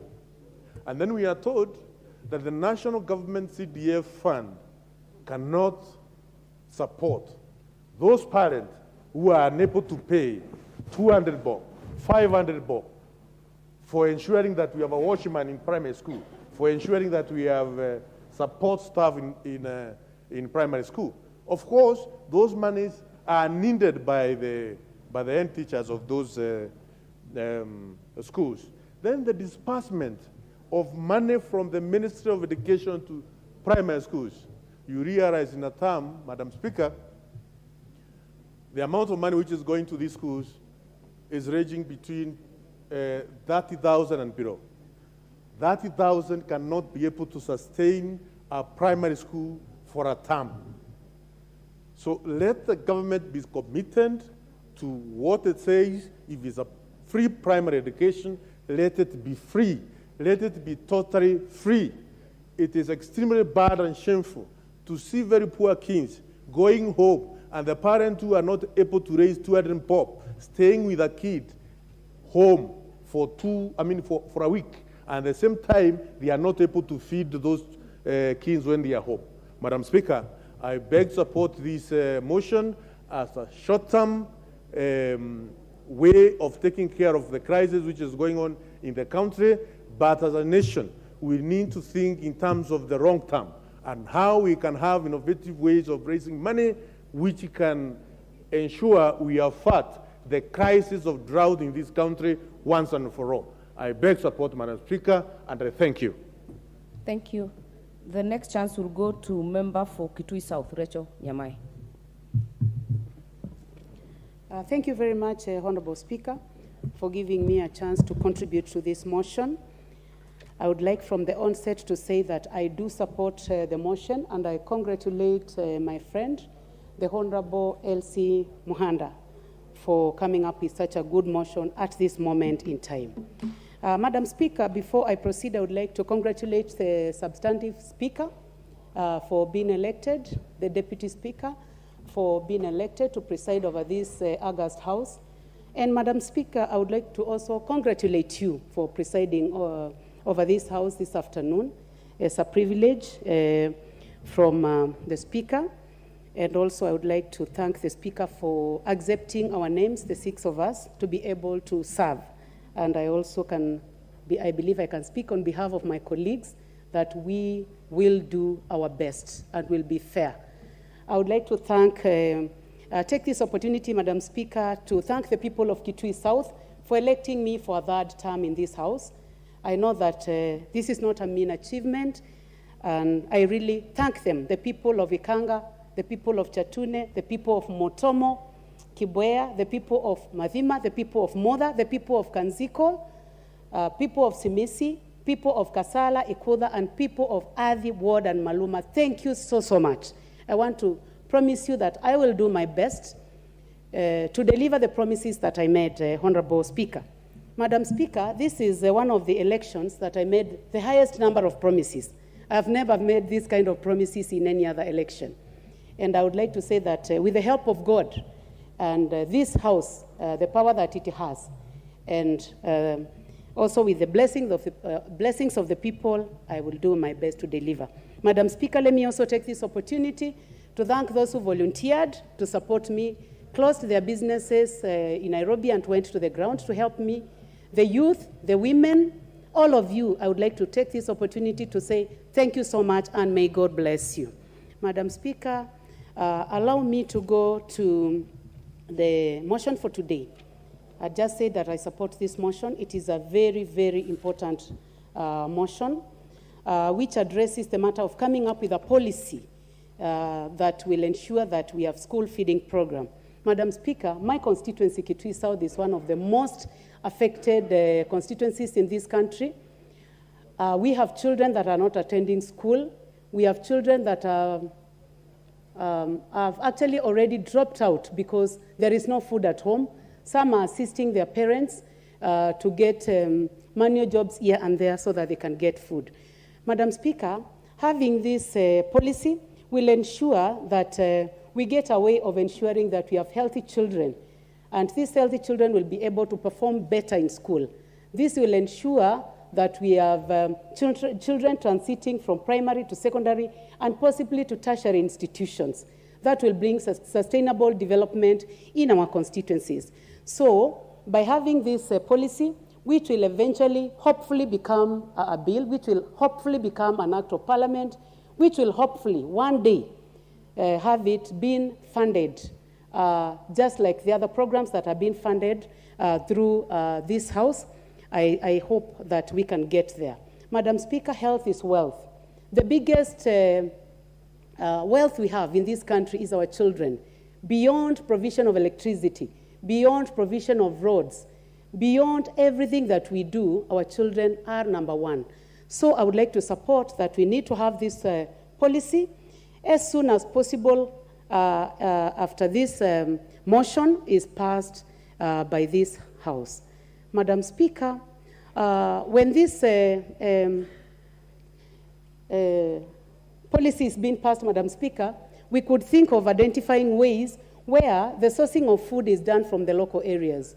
When this happens, Madam Speaker, we'll be able to promote small businesses within those communities and eventually develop the small business men and women within the local areas.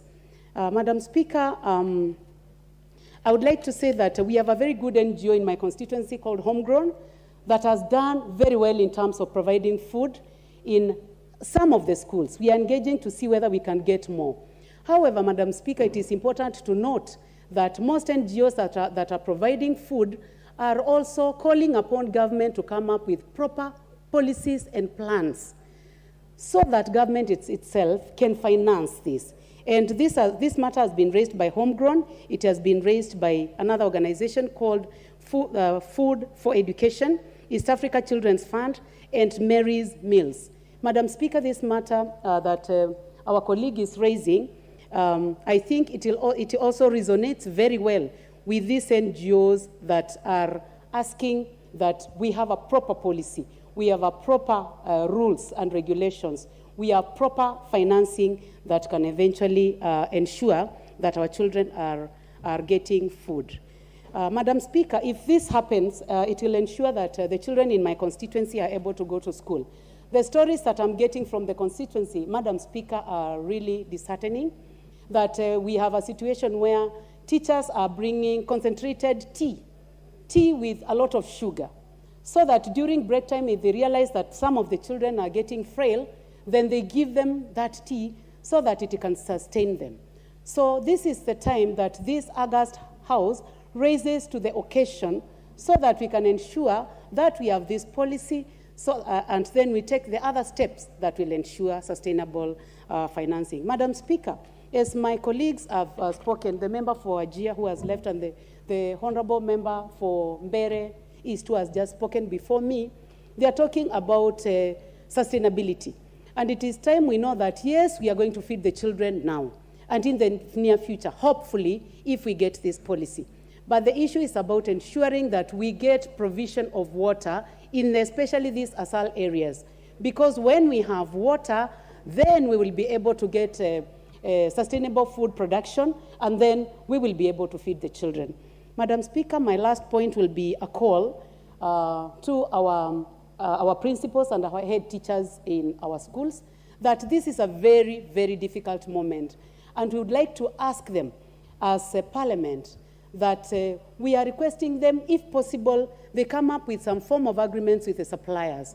Because I walked into the marketplace in my constituency in Motomo, and I saw uniform of children from various secondary schools, and all of them were being sent home for fees.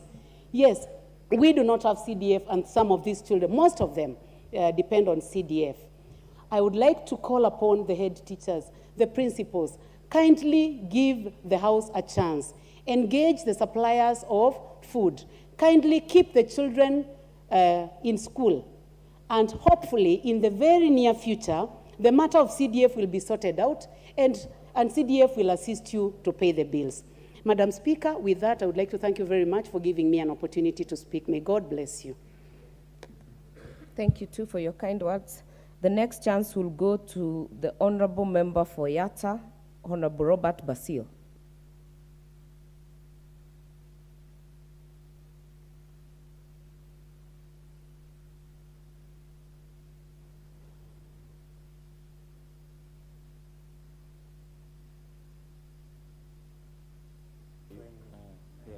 Use this one. Are you able to locate me? Use this one. Thank you, Madam Speaker. Allow me to thank you for being in the panel and also serving us today. I also want to thank the Honorable Speaker Wetangula and the Deputy Speaker, and also allow me to thank Yatta people for voting me as a Member of Parliament. It was not an easy walk, and more so people queued for long hours to cast their vote in my favor. So the best way to thank them is actually to serve them. I also want to take this moment to thank my campaign team and my family, more so the First Lady of Yatta, Madam Jacqueline Kagia. Key issues in my constituency include, one of them is actually the road infrastructure. Yatta has been marginalized for long. You can imagine, Madam Speaker, we have people who have never seen a tarmac road, particularly when you talk of the key roads, Kidimani to Katangi, Matu to Katangi, and Dalani to Makuyu. These are very essential roads to open the economy of Yatta constituency. Another important thing to recognize is the cost of living, which is above the roof. Currently, we can talk of maize is retailing, 90 kilogram of maize is retailing at 6,000 shillings in Yatta constituency, when in 2017, it was retailing 2,400. And most of the people are earning less than $1 in a day. These are key concerns which the government needs to take into consideration. Another important thing to factor is Yatta Dam. This has been a talk for decades, and it is very key that we have Yatta Dam because a lot of people will get water through Yatta Dam. And another important thing is desilting Yatta Canal, which is serving so many people, and Yatta today we should be exporting, but we cannot export because water supply is not guaranteed. Importantly, we need Huduma Center to be able to support Yatta people and also to support Masinga constituency, because majority of people from Yatta and Masinga, they are all relying on Huduma Center from Machakos, and they have to travel and in car more than 300 shillings one way, so to and fro, that's 600 shillings. Something to remember, unemployment is above the roof, and most of the youth, they are leaving schools and working with the papers, certificates, diplomas, and degrees without work. So this is something important, and the government needs to take consideration to open the economy to absorb people who are leaving school. We also have teachers who are waiting to be employed, and you can imagine someone stomaching till they reach the age of 40s, and they have never been employed. The only thing they have is a TSC number. This is something that the government needs to consider. Title deeds. In Yatta, we have hundreds and thousands, 100 to, I would say, if not 100,000 of people who are squatters, and most of these people need title deeds. We are talking of 59 years since Kenya became attained self-rule, and there are people without title deeds. So I would imagine the government should take this into consideration. It's a pertinent issue in Yatta constituency. Something else which I want to bring to the attention of the House is actually electricity. We have many schools, villages without electricity, and as a member of parliament, I would love the government to take into consideration more so the rural electrification program. Back to the motion, I want to contribute meaningfully because motion to do with school feeding program is very essential. I'm a beneficiary of Maziwa ya Nyayo, and our kids should actually enjoy school feeding programs because this contributes to sustainable development goals 4 and 3 on equality, quality education, as well as good health and well-being. So these are motion I fully support, and more so is going to shoulder the burden parents are going through to be able to raise food or to pay food for schools, for their kids who are attending school. It's also going to boost retention, and we cannot ignore. So this is a motion I fully support, and I hope we can entrench school feed program in the CDF so that at least we can have it budgeted and money allocated to provide food to kids going to school. So with those remarks, I did not have a chance to contribute to the presidential debate, and I want to say there's something which catched my eye. When you talk of Hustler Fund, my question is, are we trying to baptize Uwezo Fund and to call it Hustler Fund? Because Uwezo Fund tends to provide or to serve the same function Hustler Fund is supposed to come and serve. So what was wrong with the Uwezo Fund, which motivated the end of state to bring Hustler Fund? This is something we need to look into to be able to take lessons learned from Hustler Fund to inform lesson learned from Uwezo Fund to inform Hustler Fund. Otherwise, it will be duplication of efforts to create another fund which is serving the same purpose and the same function like Uwezo Fund. On matters to do with the corruption, as a member of parliament, Kenya has really slowed on matters of development because of corruption. We are seeing people who have been accused or withstanding cases of graft finding themselves in elective positions, and others landing to very dubious allotment or appointment in government. So it is important for our government to tell us what are they doing differently from Jubilee government to tame matters of corruption. So as a member of parliament, this is a key concern, because if corruption was meaningfully tamed, like it has happened in Singapore and Finland, then Kenya would be on the next move to be a proper middle economy, middle income, like other nations of the world. These would guarantee people live in schools will get employment, as opposed to what we are seeing today. And this is a serious concern for all of us. So we need to really meaningfully look into this. So thank you. And lastly, it's important to recognize the most important thing and the outstanding thing that came from the president's speech. This was where he said on number 28 that the government is not going to borrow to invest on a recurrent or to fund recurrent expenditure. This was a good point, because you cannot borrow, or it's like borrowing money from a bank to pay rent. So when he said the government is not going to borrow to invest on a recurring expenditure, that one I fully support him. But on other matters, please, let's reconsider them. Otherwise, we are not doing well as a government. You can imagine the debt ratio today, that is the debt ratio to the GDP, stands at 67.4. And this is limiting the capacity of government to invest on development, and is one of the key contributors to the unemployment that we are seeing, and which is above the roof. Thank you. I rest my case. Thank you, Honorable Member. Member for Nakuru County.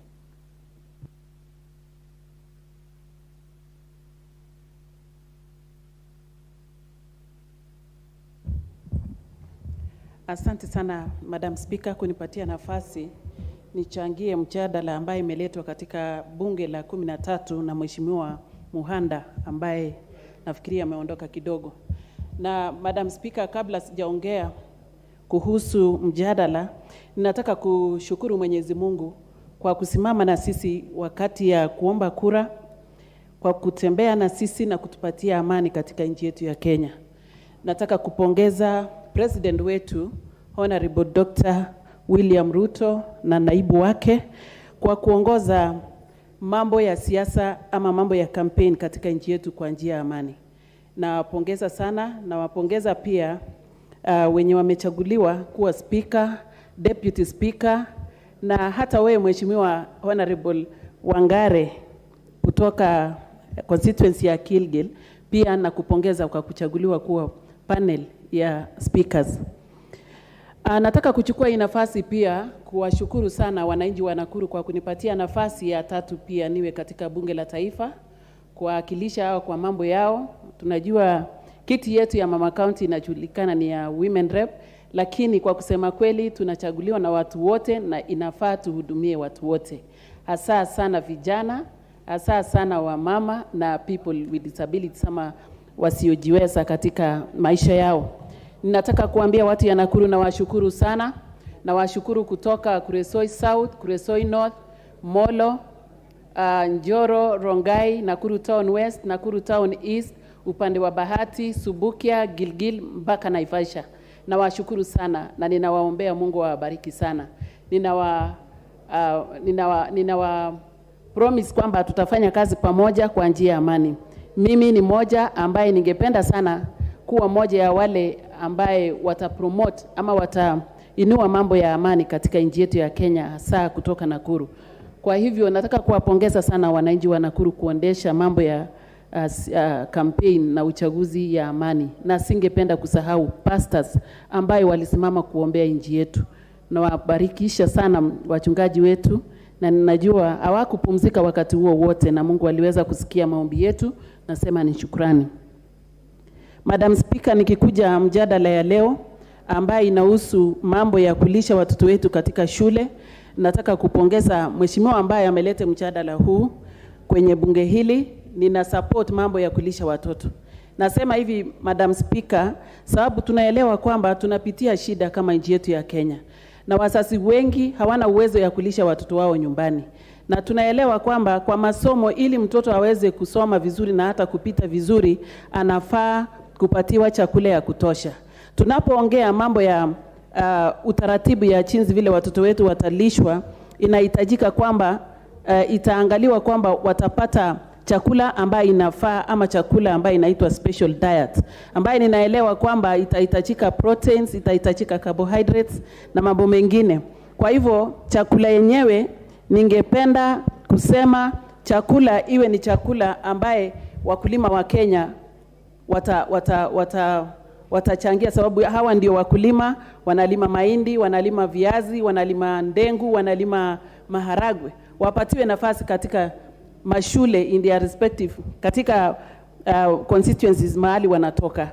Kwa hivyo nachukua hii nafasi kuambia wenzangu MPs ama wajumbe ambaye wanaketi kwenye bunge hili kusema, nafikiria tutachangia pamoja kuhakikisha kwamba yale chakula itakuwa ikipelekwa kwa shule ni yale chakula ambaye tutaguza, wale wakulima wetu wa Kenya wataguza. Itakuwa ni jambo mbaya, Madam Speaker, tuseme tunataka kupanga mpango ya kulisha watoto katika nchi yetu, alafu upate kuna chakula itatoka upande wa nje. Hatungependa kusikia kuna chakula imetolewa katika nchi nyingine nje ya nchi hii walishe watoto wetu. Tunataka watoto wetu walishwe na wakulima wa Kenya ambaye pia hawa ndio wazazi ya hawa watoto, wapatiwe nafasi. Na nataka kusema hivi, Madam Speaker, hatuwezi tukaongea tu mambo ya chakula. Ili mtoto aweze kupita lazima apatiwe kila kitu ambaye anahitaji. Naongea hivi sababu najua saa hizi tuko katika masomo curriculum mpya ama masomo mapya ambaye inaitwa CPC, ambaye vitu mingi sana inahitajika. Ili mtoto aweze kupita baada ya kukula, anahitajika pia kuwa na yale mambo yote ambaye wanatakikana wawe nayo. Katika masomo ya CBC, Madam Speaker, unaelewa kuna vitu mingi sana ambaye inahitajika. Kwa hivyo ni sharti katika policy ama katika mkakati ya kupanga kuhakikisha kwamba watoto wapate chakula, iangaliwe ni nini tena watoto wanahitaji ili waweze kupita. Kwa hivyo nataka kuwapongeza wabunge wote ambaye walichaguliwa wafike kwenye bunge hii. Ninajua ili maendeleo ifike pale chini ama pale nyumbani imepita kwa sababu ya CDF. Kwa hivyo naunga mkono kwamba CDF na pesa yote ya serikali, mambo ya pesa ambayo inapitia ofisi ya Mama County, pesa ambayo inapitia ofisi ya Women Enterprise Fund na Youth Enterprise Fund iwekwe kwenye katiba, sababu hii ndio pesa inaguza na inasaidia mwananchi wa kawaida. Hivyo nataka kusema mambo ambayo itapangwa chini ya kupatikana kwa chakula ni wakulima ya nchi yetu ya Kenya ndio watapatiwa nafasi wapeane chakula. Tunajua watoto wetu hawana kazi, watoto wetu wengi wamemaliza shule na hawana kazi. Kuna watu ambaye wasiojiweza katika mili zao, wapatiwe pia nafasi kama ni supplies waweze kufikiriwa. Nataka kuchukua hii nafasi kusema nilifurahi sana katika hotuba ya rais alipoongea mambo ya agriculture, na akaongea kwamba serikali ya Kenya kwanza itapunguza fertilizer na chochote ambaye inahitajika, na ili inapatia nafasi mkulima aweze kuwa mkulima bora. Nilifurahi sana, na unapokuguza maisha ya mkulima katika nchi yetu ya Kenya unaguza maisha ya kila mmoja. Kwa hivyo nataka kupongeza rais kwa kutilia maanani mambo ambayo alikuwa amesema wakati tulipokuwa tukiomba kura. Kwa hivyo sisi wote tuungane kama wajumbe katika bunge hili la 13, tuungane pamoja na tuangalie. Sisi wote tumekaa pamoja, tulete nchi yetu wawe kitu kimoja, na tuangalie na tuangazie mahitaji ya wananchi katika nchi yetu ya Kenya. Kwa hayo machache, Madam Speaker, Mungu akubariki. Nimefurahi sana. Tumepata msichana moja kutoka Nakuru. Mnaelewa kwamba wajumbe wenzangu, mnaelewa kwamba Nakuru imejulikana kwamba kuna wasichana 5 ama wangapi, ama ni kaunti ya wasichana. Na mwenye maketi leo kama deputy ama ameketi leo kama speaker ni msichana ametoka kwetu Nakuru. Tuko na msichana ambaye anatuongoza Nakuru. Mnaweza fikiria mimi ndio ninaongoza sababu mimi ni mama county.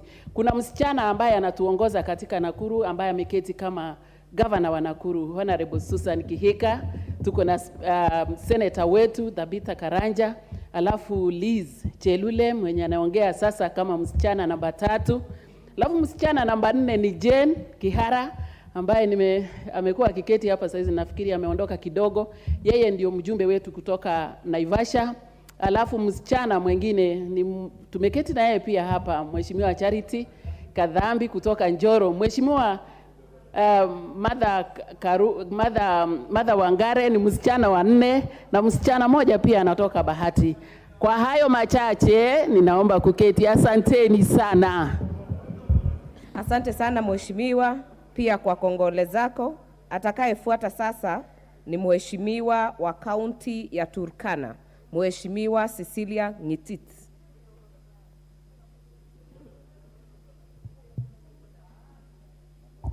I cannot see you, Honorable Russell. Thank you, Honorable Madam Speaker. Members, we cannot have 2 members on their feet. We cannot have 2 members on their feet. Honorable Russell, please take your seat until I give the point of order. Honorable Ngitit is on her feet until I see your card, Honorable Russell. Thank you, Honorable Madam Speaker. My name is Cecilia Ngitit. For the sake of record, the woman representative for Turkana County. I would like to take this opportunity, Madam Speaker, to thank you for giving me this chance. Then secondly, I would like to take this chance to thank the Almighty God for enabling me to be in the August House. It was not easy. It wasn't a walk in the park. It was a difficult race, but God made it for me. I thank God. Secondly, I would like to thank the people of Turkana for trusting in me. We had great women in that race, but they chose on me. Not that I was better than others, but the favor and the grace of God fall on me. I thank God for that. I would like to take this chance to personally congratulate the Honorable His Excellency President William Samoei Ruto and his deputy Rigathi Gachagua for being elected. I also would like to congratulate the Speaker, Honorable Wetangula, his deputy, Madam Gladys Bosholei, and I extend my gratitudes and congratulations to the leaders of the other house, the upper house. Being a Kenya Kwanza member, I'm proud of the speakers of both houses came from our coalition. I'm a happy legislature. Madam Speaker, I would like to... The honorable member is making her maiden speech. She will not be interrupted. She will be heard in silence.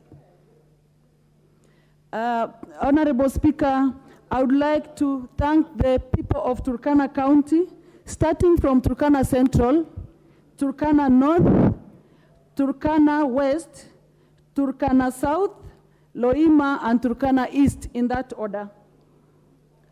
These people humbled me. As I was campaigning, I offered myself to them. I gave them the promises that I wished to deliver later on in this house, and they trusted me. They had my word, they believed in me, and elected me. I would like to thank them all. I want to take this special chance to also thank my family, beginning from my husband. I had the governor, the woman governor for some county, struggling to place her husband like a county gentleman. And I don't know how the husbands of the women reps will be referred to. I don't know, the county man or what. I would like to thank my husband for supporting me. I would like to support a clique of friends, Warembo Naishu. I would like to thank the church.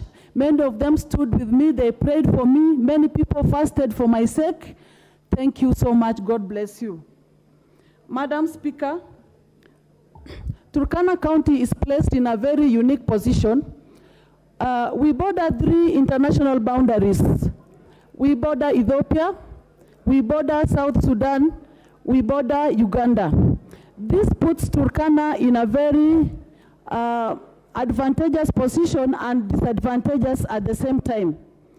Especially on the insecurity matters, our boundaries expose us to external aggression.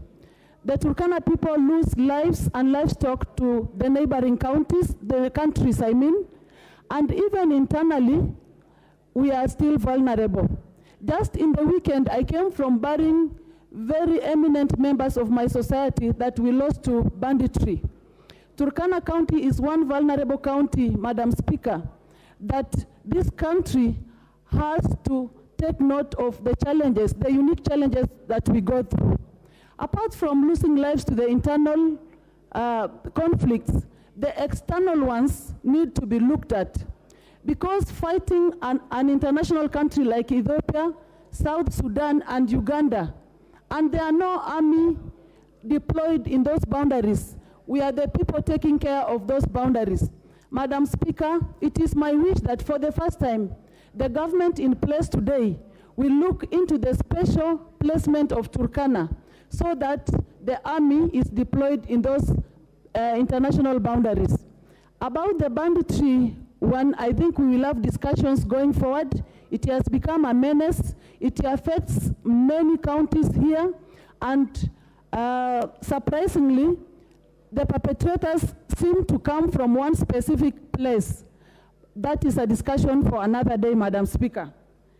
And to today's motion of school feeding program, Madam Speaker, I want to admit that I'm one of the beneficiaries of school feeding program. Were it not for the food in schools, I wouldn't be here today.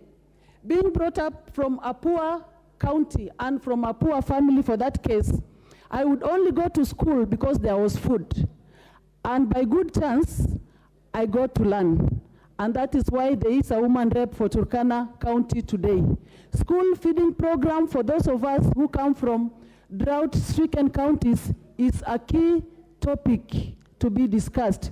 I want to congratulate the member of parliament who brought that motion today to the floor of the House, and I support the motion. Madam Speaker, as we speak today, drought is ravaging our counties, especially Turkana County. We have no land for farming. We only depend on our livestock. And when drought strikes, there is no pasture for our livestock. We go to nearby countries, like for instance now, the Turkana people are in Uganda in search for pasture. The Turkana people are in South Sudan in search for pasture. And they are exposed to external and international humiliation in those countries. At times, their livestock remains there when they come back to Kenya. Please, Madam Speaker, the drought topic has to be looked at. Although we cannot command rain, but Kenya has to put ways of measures that will be cushioning us so that next time we have drought, we know what is supposed to be done. Madam Speaker, for school feeding program, Turkana County stands to be the most special county that needs to be fed, not even schools alone, but even the adults. We lose people to hunger today. Many malnutrition cases are being reported in Turkana County, Madam Speaker. It is not about school feeding alone, extended to even adult feeding. In Turkana, we have no farms. In Turkana, we don't practice agriculture because of our climatic conditions. It is not our liking. I think if we had good climate conditions, because we have expansive land, we would be a county that is feeding this country. But because our land is not arable, I think that's why we are looking up to you people in up country to be feeding Turkana County and other counties like Marsabit, like Marsabit, Samburu, and Northeastern. Madam Speaker, I'm so delighted to speak to the August House today for the first time, and going forward, we will be contributing to the topics. And finally, as I take my seat, I want to rely heavily in the promises my party leader, the President of the Republic of Kenya, gave to Kenyans in a document called the Plan. In the plan, all our needs have been mentioned there. All our problems have solutions there. And I know, being the action-oriented leader he is, I know he will deliver. Then about the NGAF, the Women Fund for the vulnerable groups, I've had the President assure the women leaders of this country many times that he will deliberately enhance that fund so that to reach out to many hustlers down there, and we are still looking forward to that. Thank you, Madam Speaker. God bless Kenya. God bless Turkana. Thank you. Thank you. And I want to also note that if you're making your maiden speech, please note to the House, you will be heard in silence, and even points of order are not permitted when you're making your maiden speech. And I want to make that clear because Honorable Barrasso was out of order in the first place. The next member to speak will be member for Keio South, Gideon Kimayo.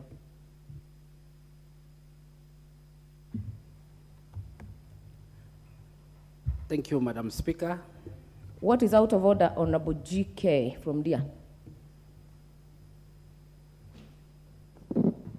Madam Speaker, we have members here who have not had an opportunity to address the House or to contribute to motions in the House.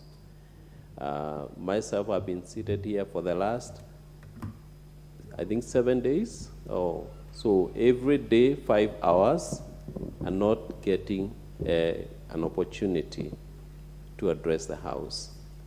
I want to request, Madam Speaker, that you limit the time per member from 10 minutes to 5 minutes so that we can all get an opportunity to say something. It's unfortunate, Madam Speaker, I was so prepared to say something about or to contribute to the President's speech, but I did not get an opportunity, even after sitting here for 5 hours per day waiting. Kindly, Madam Speaker, limit the time per Thank member. you, Honorable GK. And I want to make it clear that, please take, just hold on. You cannot limit the time in the middle of a motion. That would be against the standing orders. That should have been done from the start.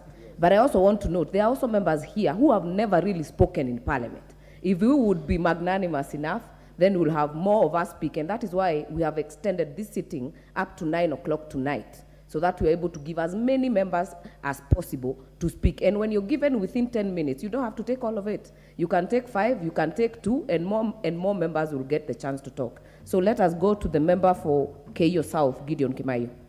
Thank you, Madam Speaker. Mine is not a maiden speech, but I'm contributing to the motion on the school feeding program. At the independence of this country, our forefathers talked about 3 problems. One of them was ignorance, diseases, and poverty. Today, we still face the same problems. And the motion by the Honorable Member of Parliament from Kakamega is addressing the issue of education. United Nations did some research, and they said 10 problems that will affect humanity in the next 10 years. One of them is education, one of them is democracy, one of them is environment, one of them is terrorism and war, one of them is water. And they highlighted solutions for all these issues. And among them, education was key in addressing all these issues. Myself, I have gone to school angry, so I know what it takes when the Member of Parliament comes with this bill, with this motion. It has taken true miracles for me to go to school. I was educated by the late Nicholas Biwott. I dropped out of school when I was in Form 3. I campaigned when I promised people that we will bring in school feeding program. So this motion is personal to me. And when I came to this house in the afternoon, I was the first one to look in. I was number 1, because I knew this is personal to me. As we contribute to this motion, I hope one day, one time, it is not only anchored as an act of Parliament, but somehow anchored in the Constitution in such a way that when we say free primary education, there is the element of food in it, so that we don't just say free primary education, but we still have children who are suffering because there's no food. In my constituency, that's Keio South, the areas of Kerio Valley, there is the problem of anger. We thank the World Vision. They are doing something, but that is now an NGO. I know in the previous parliaments, this motion has been brought, and the government shut it down because they said there is no money to cater for it. But I believe there is money. If we can arrange to have the government, together with the NGO World Food Program, come together, we can have money to sustain this program. So this is a noble idea that it is timely. Let me address the importance of this program. One of them is that we'll have improved performance in school. Another one, it will bring equity. Today, we are talking about CBC, but when it comes to requirements in schools to cater for this CBC, those children who are in private schools are advantaged against those children in public primary schools where they cannot even afford a basic thing like a meal. This program also will improve on the health of our children, those malnutrition children in places where they cannot afford food. And in the long run, it will also assist in the issue of poverty. Education will be an equalizer for everybody. Whether you come from a rich or a poor family, education will be an equalizer. We are talking in the new regime about hustlers. When we talk about this feeding program, we're not talking about the dynasties. We're talking about the people on the grassroots, the hustlers. And it is a timely program since it will address the hustlers who form the larger part of this country. In school, once children have food, they will concentrate more. And this will allow better performance in school. In my constituency, when I was campaigning, I promised this program. I didn't know that immediately 1 week, 2 weeks down the line, we are in Parliament, this motion will come in. And I thank the Member of Parliament for bringing in. I want to assure my constituents that I am a firm believer of this program to feed our children in school. And I want to ask the government that schools, especially the primary schools, they have land which is empty in school. So if we say it's expensive, we can tailor-make this program in such a way that this empty land in schools can be used to plant maize, to plant beans, and that will reduce the cost of this program. Also, in the day secondary schools, a child in a day secondary school in the rural setup pays 1,000 for meals every term. The government promised free day secondary school, but they still pay 9,000 shillings per year. If this program is introduced, it will cater for those meals, and day secondary school will be a reality, which is free, not the one that we are promised today, and parents still go to their pockets. In my constituents, we sat down with the stakeholders in the education sector, and we were looking at how we can make day school to be free without the parents going to their pockets to pay this 1,000 shillings every month. And I believe with this program, it will make now day secondary school to be free. With those few remarks, Madam Speaker, I support this motion. Thank you. Thank you. The next speaker will be Honorable Member for Dagoretti North, Beatrice Elachi. Thank you, Madam Speaker. And Madam Speaker, before I start in supporting this motion, I want to congratulate you and to also thank the Almighty God that indeed the girls who were mentored by Kibaki, we still keep our values. So I want to thank God for that and his soul, wherever he is.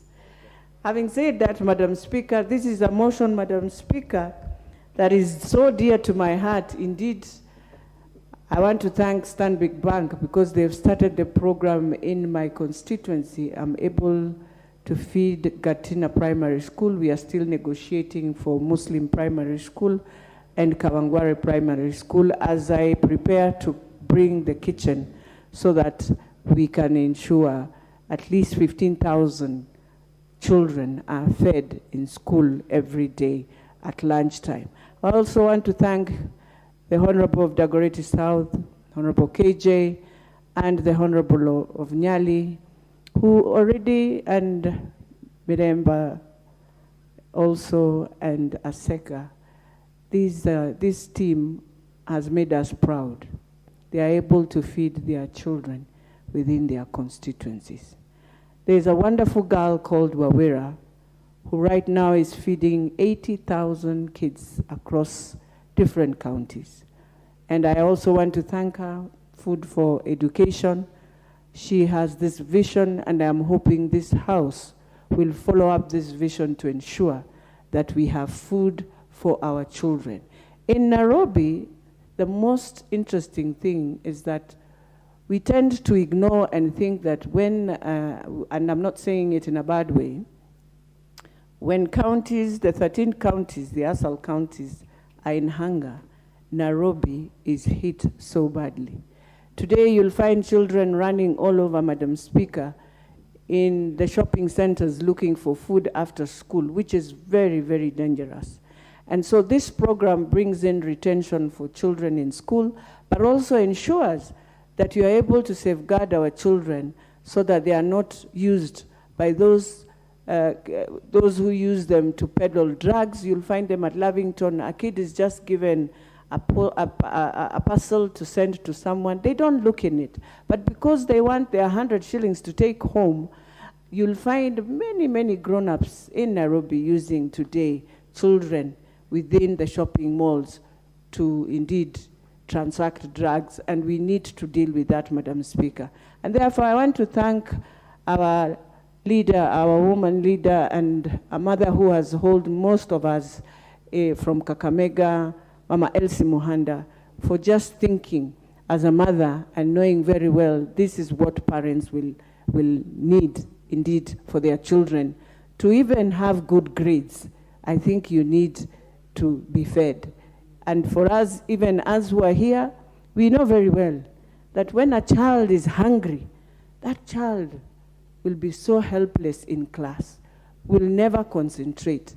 And so I want to pray that we pick this program, we look at our CDF Act, and indeed entrench it as a program.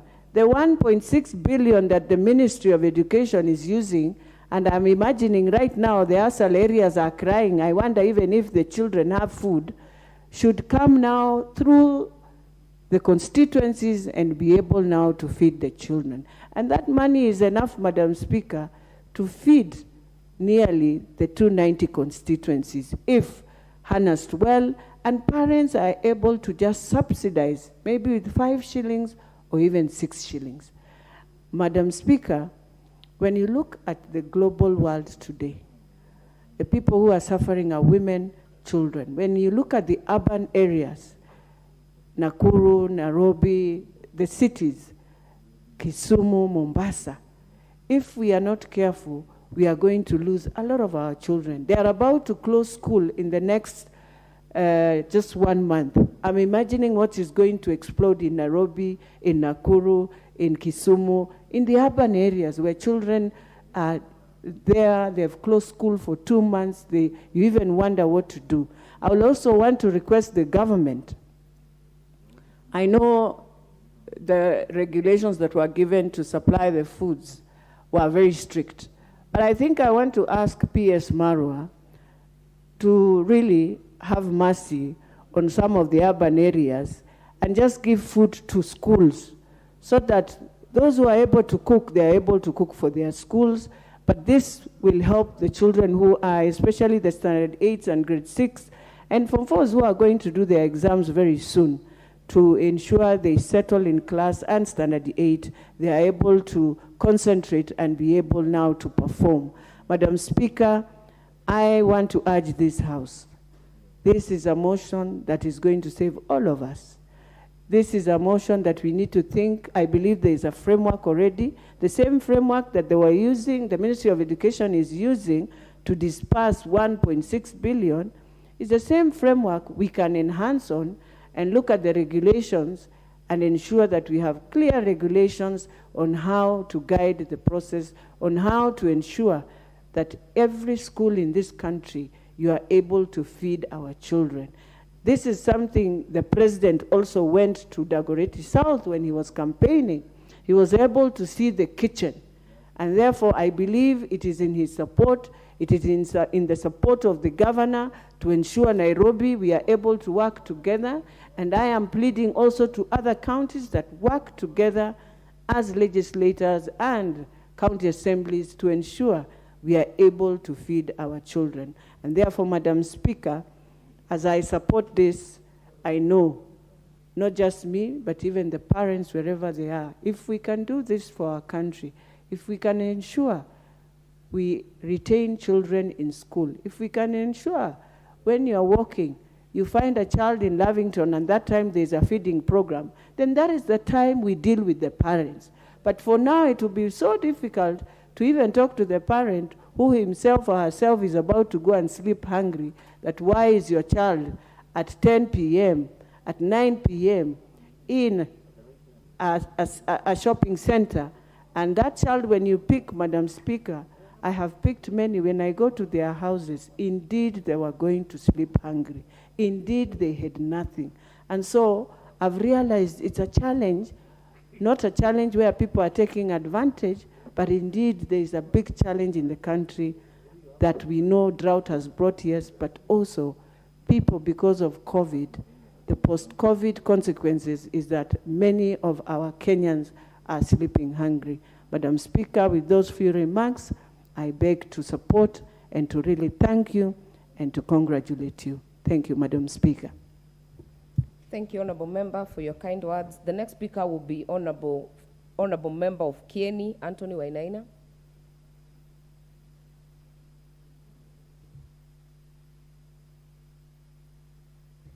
If he's not in the House, the next chance will go to the member for Bureti, Honourable Kibet Komingoi. Thank you, Madam Speaker. I think it's easier to please the voters in Kenya than to please the speakers. We've been here for several days waiting for the chance to speak and make the maiden speech. However, I want to thank you for this opportunity. I would say that it pleased God and the people of Bureti to elect me. And I'm indeed very thankful for the people of Bureti in all the wards that we are there. Tebesonik Ward, Cheboin, Kapkatet, Cheblanket, Chemosot, Litain, and Kishara wards that gave us the overwhelming victory to be here in this parliament. I will not belabor much, but I want to talk about the issues that we have in Bureti that we will be addressing, and some of them were actually addressed as part of the President's speech. Bureti constituency is one of the constituencies that has no water in any of the taps in Bureti. We would be looking forward for the implementation of the 60 to 80% water that has been promised by the Kenya Kwanza team. Number two is that we'll be looking forward to engage in the construction of the infrastructure in Bureti region, Bureti constituency. We have roads that we are seeking to be tarmacked, the Chebwagan Kampala Road, the Bogoyot Kapkisiara Road, Chelilis Ketarwet Charera Road, and we are hoping that in this government, at these 5 years that we have, that we'll be able to see these developments come through. On education, Madam Speaker, we are hoping that the government has to reconsider some of its plans. The teachers of Bureti have been asking me, and I'm sure some of you members have also received the same sentiments about the abuse or the failed delocalization program. We are hoping that the teachers will be sent back to their communities to be able to teach and be able to retire from their homes. Thirdly, Madam Speaker, we have the issues of the urban areas in Bureti. We are praying and hoping that in all programs that will be set out within the plan, that the hustler and the bottom-up approach that the UDA party and the Kenya Kwanza government is seeking to implement will also bring about the transformation of our traders, the mamambogas, to operate, not only in providing them capital, but also spaces to be able to work from. One of the critical things that we're looking into is decriminalization of work, so that we may be able to have all people doing whatever is legal to be able to earn a living. We'll be also seeking, and also one of the things that we'll want on the health sector is the upgrading of Kapkatet District Hospital, the upgrading of drainages at Kapkatet towns, and the Kapkatet Stadium, which we have been looking into for several years. On the motion on the table, I would want to support the school feeding program. There is a misnomer that I'm hearing being discussed about the drought in the regions. While there are some places in this country that are not facing drought, they are still facing food shortages. In our villages, however much we say we receive rain in Kericho and the environs, there are still homes and people who still sleep without food. This we must consider also to be able to provide food and also invest in the agriculture so that food may be provided. On the food program, my submission would be that we give priority to food that is grown within the region, so that we do not import food for the children that we are seeking to feed within our schools. Finally, Madam Speaker, I think I would agree with the Honorable Member for Dagoretti North that included in the basic primary education should be the feeding program. Included also within the CDF programs that we have is also the feeding program, to be able to cater for the disadvantaged within the communities. One thing that we must understand is that however communities may be rich, or however lands may be wet and that they receive rainfall, there are still pockets within our societies which are experiencing deficit on food, or people who are actually poor that they cannot afford food for their children and for themselves. It is therefore our submission that this motion be approved, and so that we can be able to see how it can be implemented. Finally, I want to thank you for giving me the opportunity to be able to give this maiden speech, and also to remind ourselves that let justice and fairness be the guiding principle in our debates. Let also the time for logging in matter, so that we don't have people here sitting for too long before they actually get the opportunity to speak. Otherwise, Madam Speaker, thank you very much. Honorable Member, the next speaker will be the Honorable Member for Quisero, Christopher Aseka. Thank you, Madam Speaker, for also giving me an opportunity to contribute to this motion. But first, let me congratulate you for being part and parcel of the Speaker's panel. Congratulate also our Speaker, Tangula, and the Deputy Boss, Shuley. Let me also take this opportunity to thank the great people of Quisero Constituency for also giving me an opportunity to serve them for the second term. Honorable Speaker, since Quisero was hived from Butere in 1997, through the grace of God, I'm the first privileged Member of Parliament to be re-elected to this august House. My commitment to them and my priority still remains to support our education sector, to see to it that our children gets better out of every program. Madam Speaker, school feeding program is real and happening in Quisero. I initiated it in 2018 when we realized that the economical challenges, the social challenges that were facing our people were spilling over to our children. We came up with a basic meal, maize and beans, for all candidates in all public primary schools. It's not easy. It is something that requires a lot of attention. It has a serious financial implication. But as a Christian, it is said that service to humanity is service to God. Madam Speaker, I'll only share the positives for the last 5 years that we have witnessed in Huisero. One, the rate of school attendance, especially for candidates, went up. The contact hours between teachers and pupils increased because, Madam Speaker, you only need 30 minutes to serve lunch in a day and save another 45 minutes for some other supportive activities. This has enabled teachers to go through their syllabus, revision, and we have seen improved performance in our schools. Two, Madam Speaker, this program has improved the nutrition of our children, the health-wise, the attendancy, the concentration in class has gone up, and we have been able, Mr. Speaker, Madam Speaker, to transit as many students as possible from primary school to secondary school. Madam Speaker, it has also eased burden on parents.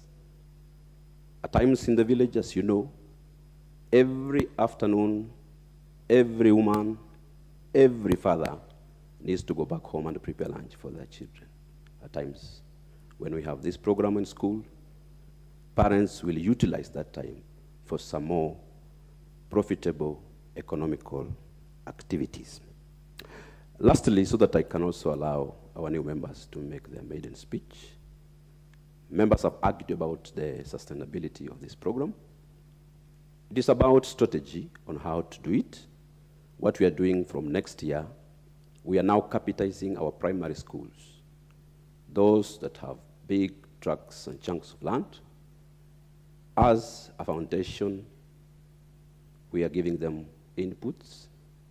We are supporting them with fertilizers, certified seeds, so that they can produce within the school. We are also reaching out to non-governmental organizations to come in and support. And as I finish, Madam Speaker, let us align this and translate this motion into an act of Parliament. Despite the challenges of financial problems within the country, within the CDF and the amendment that we want to bring on the floor, we can allow and open up the CDF Act to allow us to spend on this recurrent expenditure over and above the infrastructure that we are doing, so that every member of Parliament can have a provision within the CDF budget to budget for this noble program. Lastly, Mr. Speaker, I promise the people of Huisero, the infrastructure's development in our schools will continue. I prioritize putting up, in collaboration with the national and county government, a Huisero level of hospital, and to operationalize a Huisero technical and training institution. Thank you, Madam Speaker. Thank you, Honourable Member, for your compliments. The next speaker will be the member of West Pokot County, Honourable Rael Kasiwai.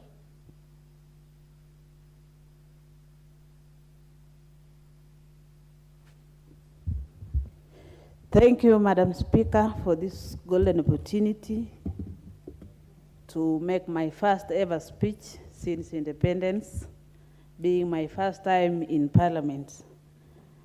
Secondly, I want to congratulate the Speaker, Mr. Wetangula, and Madam Boss in their absentia for the election. I believe in them. I know they are going to deliver in this 13th Parliament. I also want to take this opportunity to thank you for carrying out the day's program. And because I'm a Christian and a strong Catholic for that matter, I want to thank the Almighty God for giving me good health and giving each one of us in this room good health. I also want to thank God for giving us a peaceful election. It was the most peaceful election ever. Madam Speaker, I want to now take this opportunity again to thank the people of West Pokot for overwhelmingly electing me as their third county member of parliament. I want to thank the people of Kacheliba constituency, the people of Sigor constituency, the people of South Pokot constituency, and the people of Kapenguria constituency. I want to promise that I'm going to serve them diligently and with a lot of dedication. Madam Speaker, I want to also take this opportunity to thank all the teachers in my county. Being a teacher, they really supported me because they had a lot of confidence in me. And wherever they are, I promise that I'm going to argue motions that support education, because our county is one of those marginalized counties where the girl child is still not considered as someone with some importance. Madam Speaker, I also want to take this opportunity to promise the women of West Pokot, because there are those whom I promise that I'm going to work hard to ensure that the economy goes up using the GAV. Although having seen the GAV issue, it is a real problem because it's very little money, but we hope the current government is going to do something, because if you look at the women and the youth and the people with disabilities, they are the majority in our society, and the money we're given to serve them is so little. So I also want to urge ladies or women MPs in this house that let's do something and see the president to do something on the same, because those people expect so much from us, and yet the money allocated to us is so little. Madam Speaker, West Pokot is one of the counties with a lot of challenges. Even in the media, you saw that it is one of the hard-hit counties when it comes to drought. Although we have 2 sub-counties that are doing crops, 2 of them are arid areas. That is Sigor constituency and Kacheliba constituency. The people living in those 2 constituencies are pastoralists because they cannot do crops due to lack of rains. And because of that, they have resorted into a nomadic type of life, which sometimes causes a lot of conflict with the neighboring counties, the neighboring countries like Uganda. When the president talked or gave his speech, he talked of subsidizing fertilizer, but he didn't talk much on pastoralism, which is a major problem in our county, because it has also resulted into insecurity because of conflicts as the neighboring counties and communities fight for the same, hence the insecurity. So we hope, or I hope that the president is going to do something on the same, so that my people in those 2 sub-counties or constituencies are assisted. Madam Speaker, coming to the motion of today, I want to thank the member of parliament who came up with it. And I've just said I'm a teacher by profession. So I think the member of parliament had teachers in mind and my county in mind, because that is where there's real problem of school dropouts due to lack of food in schools. So, Madam Speaker, I want to support the motion tabled by the member because personally, I'm a beneficiary of this program that was there a long time ago, like the Nyayo milk. That milk was so sweet, it would take us to school once you remember there is milk. So, Madam Speaker, I don't know where the rain started beating us so that such programs just disappeared. I thank this House because everybody who has spoken is supporting, because school feeding programs has a lot of benefits in our schools.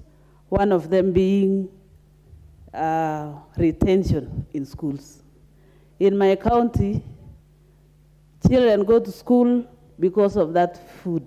Sometimes it is given by the world, that's the NGOs, but that amount of food is not enough, so it can be given for 2 or 3 days, it gets finished, and the children go back to stay at home.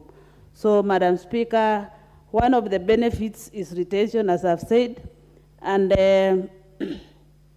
another importance of having this program in schools is that it reduces some infamous behavior in children, like stealing from each other.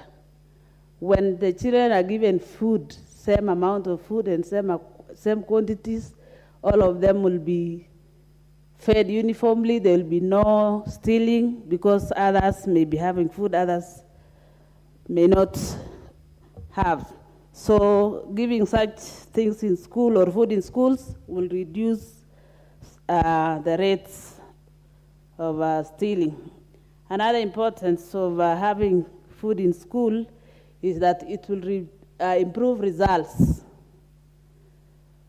It improves results in the sense that children are going to be in school most of the time.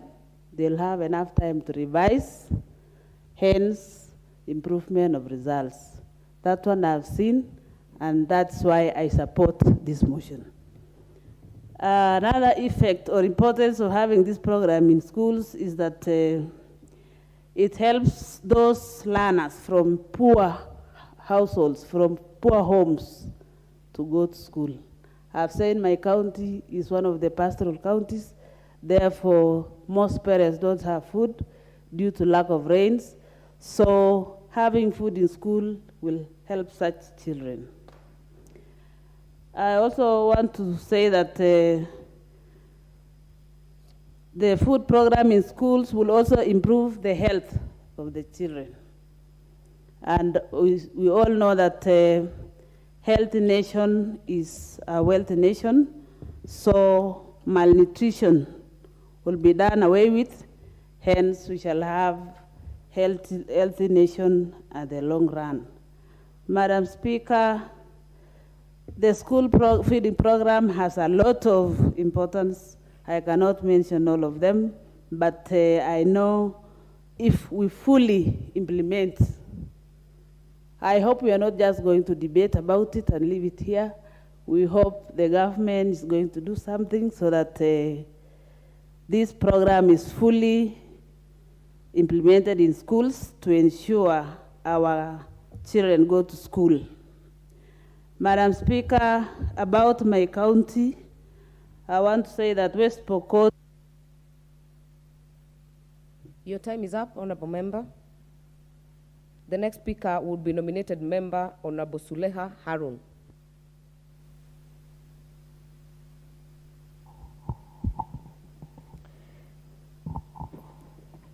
Thank you, Madam Speaker, for giving me this opportunity. First, allow me to take this special opportunity to congratulate the Speaker and the Deputy Speaker for the election in this House. and also you as a member of this speakers panel. Madam Speaker, I'm new to this house, courtesy of the UDM party for having trust in me and nominating me to this 13th parliament. Additionally, it will not be fair if I don't express my gratitude to the electorates who have elected a good number of members of parliament to this house. Were it not their support, I wouldn't have been here today. In the same regard, I'm made to understand I'm the first woman ever nominated to this house from Mandera County, and I take pride in that status. Madam Speaker, I would like to support the motion, the development of the school feeding program, school feeding policy, to support the government efforts to ensure there is increased access, retention, transition, and completion rates across the country, especially in the ASALs of Kenya. I believe school meals will be a priority to be considered seriously. Madam Speaker, school meal programs provide students with meals that have key nutrients that children need to develop and stay healthy in schools. For many children, a school meal is often the only meal of the day. And when it's balanced, it can stave off the negative effects of health. These meals are also prepared by the locals, and it will also help the children keep connected with the local culture. Madam Speaker, school meals provide support to local farmers. The best school meal program are community-based and provide financial support to the local farmers. In doing so, they help generate economic activity. They also allow farmers to improve their operations and expand their local agriculture. They also ensure the children are receiving fresh and healthy ingredients on a daily basis. Madam Speaker, it's also evident that food security has influenced the participation of nomadic peoples in schools, and it's as well as improved their learning outcomes. And to celebrate and sustain these efforts, Madam Speaker, I support the development of the school feeding policy that will give structured and sustainable delivery of these interventions. And my prayer is we don't leave it at this. We make sure this is done, and it has a lot of importance to our children, and we can't leave at this. Thank you, Madam Speaker. Thank you, Honorable Member. The next chance will go to Member for Seme, Honorable Dr. James Nyikao. Thank you, Madam Speaker, for giving me this opportunity. May I also take this opportunity to congratulate you for being appointed in the Speaker's panel. And Madam Speaker, as I appreciate the effort you are making to get our new members to speak, I think the panel is doing well. But my suggestion would be, as has been done before when you became a member, advise the members to come as early as possible, then key in, and after that, follow that order. So that if it doesn't work, at least the members feel it is their time of coming and not the choice. But that is just a point. On this, Madam Speaker, I have actually waited this long, and because I want to support this motion, which I think is important. As a pediatrician, I see this not just as an educational problem, but as a child health and development problem. Because at the early stages that this occurs, particularly in early childhood and early primary education, the nutrition of the child is extremely important. For example, the growth of the brain actually is important at that time. After that time, even if you have good nutrition, the growth will have stopped, and therefore the children will not benefit. So it's a time that we should target children. In fact, their cognitive functions will improve. Their performance, not only in the exam, but even later in life, is changed significantly if there is good nutrition at this stage of life. Not only that, Madam Speaker, even their physical growth, if there is lack of nutrition at this early stage, you get stunting where children will not grow. And particularly for the female children, if it goes to puberty, they then fail to have the proper development growth with a lot of obstetric problems that they may face later on. So I don't see it just as an educational problem, but as a health problem during the critical stage of growth and development of a child. Madam Speaker, it is also of educational value because one, small children, if they are not fed, they actually have a short attention span, their blood sugar go low, they can't attend, they can't function. So they'll be in school wasting time if they're actually not fed and they're hungry when they're in school. So that is extremely important for them. Madam Speaker, I support this because this is a practice that has been going on in this country.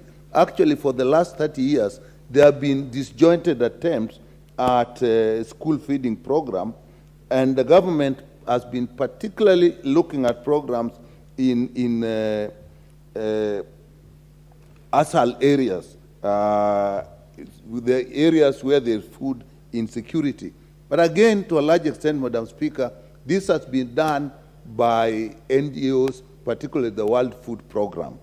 It's a program that's gone on up to about 1.2 million children that are covered, but it's not in a structured manner. The government spends up to about 1.8 billion a year on this, again, not in a structured manner. And you are aware that there are even efforts, maybe aware that there are even efforts to actually look at this in a more integrated problem, get community participation, get what we call homegrown. But again, this has not taken place. And why for 30 years it comes and goes? All of us have been praising the Nyayo milk. Why did it go? In my view, Madam Speaker, the problem, it did not have a policy foundation which didn't even move to law. Had that happened, the program would be going on and developing. So, but also it is important as we are looking at this, Madam Speaker, that this is a function that will include both the national government and the county government. And so when we are looking at the policy, that should be taken into consideration because the most serious implementation will actually involve the early childhood education, which is actually a county function. But the primary is a national function. So there'll be need for very serious coordination in this. This is particularly important for us, Madam Speaker, because we have these episodes of food scarcity, food insecurity, like what is happening now. Unfortunately, for children, if it happens even just one season at a critical point of their education, and they miss that point, for example, it will happen, let's say they were looking at algebra, and in that period, a kid is not able to go to school, did not feed. Even if they come later, it takes them so long to catch up because education, as you know, is incremental. You build on what you learned earlier. So if you missed that, then you cannot catch up. So it is extremely important that this is done. Madam Speaker, this is why I really came to support this. And I congratulate Honorable Muanda, and I would really urge her that after this is passed, to really follow up. You and me, Madam Speaker, know we have been in this house, we have passed many motions, and if you look, how many are actually being implemented? We have the implementation committee, even that you don't see being implemented. So if there is a member who is keen like she is, I would actually urge her to take this matter up, follow the policy, and actually not just leave it at policy level, but bring it as a sessional paper that will come back to this House, which the House will then discuss and actually approve. And after that, we can actually go and make it into law. It needs one person who is committed the way she is.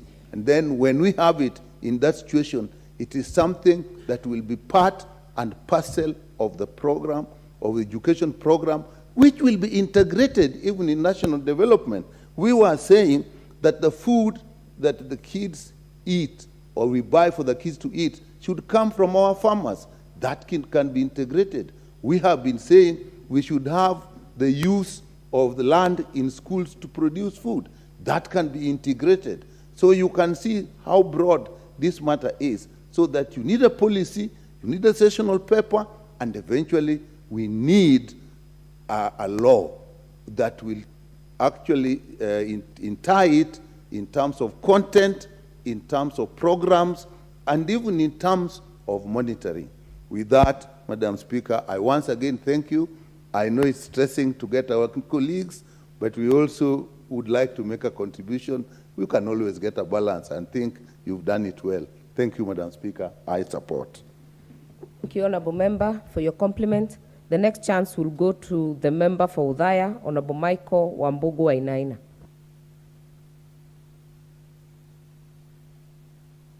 Thank you, Madam Speaker. Thank you, Madam Speaker, for giving this chance to speak my people who elected me very humanly. First, I want to thank the people of Udhaya constituency for granting me this opportunity to serve them in this house. My commitment to them is I will work together to make Udhaya great. Udhaya members, as you know, is a constituency that has its part in the history of Kenya. For being home of the third president of Kenya, His Excellency Mwai Kibaki. May his soul rest in eternal peace. As a way of honoring him, his input to his nation, as a way of honoring his input to this nation, I will work extra hard to ensure Udhaya will be a model constituency where all will have equal opportunity. Let me congratulate you, Mr. Speaker, sir, and all the members elected in this House. Going to the President's speech, let me start by congratulating the President and his deputy for their well-deserved victory. Having gone through the speech, I want to talk about the commitment to implement pledges and commitments set out in Kenya Kwanza Manifesto.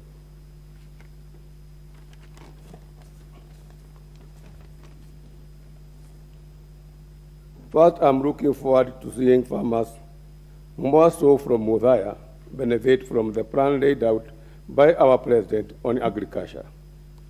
Our significant intervention toward greater production will investing in irrigation water for the small-scale tea farmers to scale our productivity in agriculture.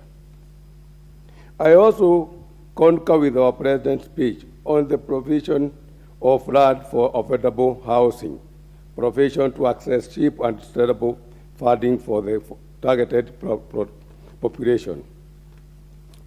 Equally, the commitment by the President to inject Kenya shilling 50 billion to the Hustler Fund per year to enable small-scale traders to access available credit will go a long way in creating employment opportunity to our youth. Honorable Speaker, the President committed to restructure NHIF will liberate Kenyans and their families from the threat of becoming poor every time a family member fell ill. On infrastructure, I concur with the public-private partnership framework to improve our current infrastructure. In conclusion, I commit to support the Kenya Kwanza agenda in the House by bringing legislative proposals that are in line with our plan and also help in making the life of Kenyans better. Madam Speaker, I want to support this motion for school program. Madam Speaker, I know from my home area how people are suffering. I remember, Madam Speaker, one day when I was in primary school, I suffered that going to school without getting food, and I know the suffering, how those people are suffering, and why we are there. Madam Speaker, this House can do a lot to save life of those people. My constituency have ever experienced this kind of drought. But now, Madam Speaker, half of my constituency, people are suffering, they are just getting one meal. Madam Speaker, this motion we need to support, and because 1970s and before, people used to get food from school. And by now, Madam Speaker, as Kenya is growing, and Kenya is where we are today, it's the time we need to support this kind of motion. Madam Speaker, when I saw people going to school, and some of the people, they have food and some they don't have food. That's where, Madam Speaker, we are getting problem in our area. Madam Speaker, I will support this motion for this feeding program, so that those people who are coming from poor ground, from poor ground, they will get food from school. Madam Speaker, I will support that motion. Thank you, Honourable Member. The next member will be the member for Kitui West, Honourable Edith Nyenze.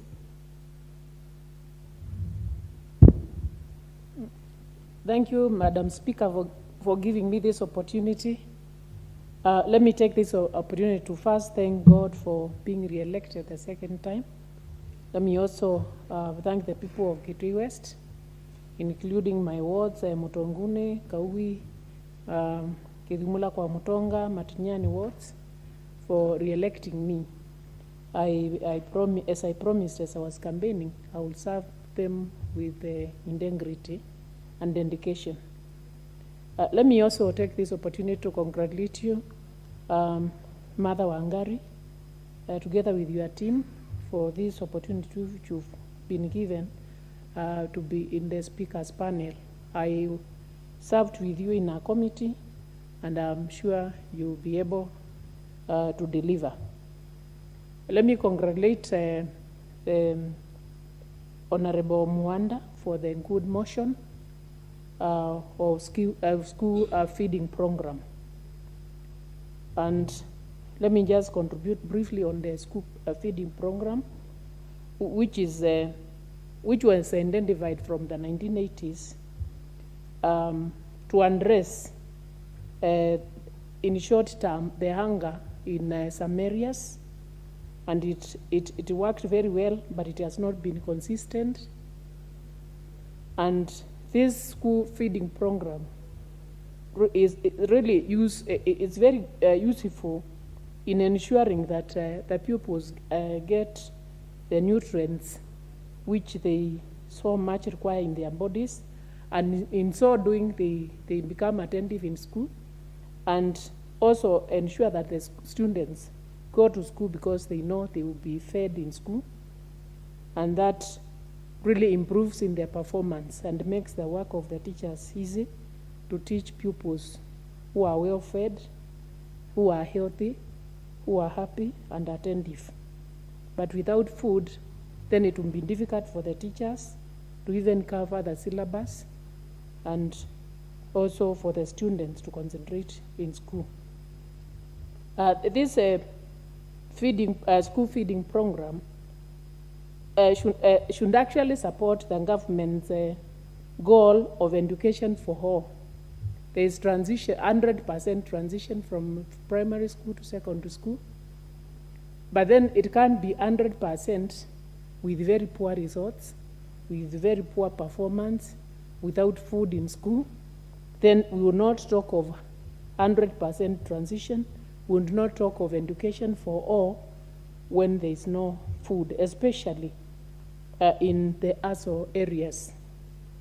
So school feeding program would target especially these areas and ensure that there is equality in our country, because these students sit for the same examinations, and some coming from areas which are disadvantaged, which have no food, and they are doing the same exams, then that means there will not be equity.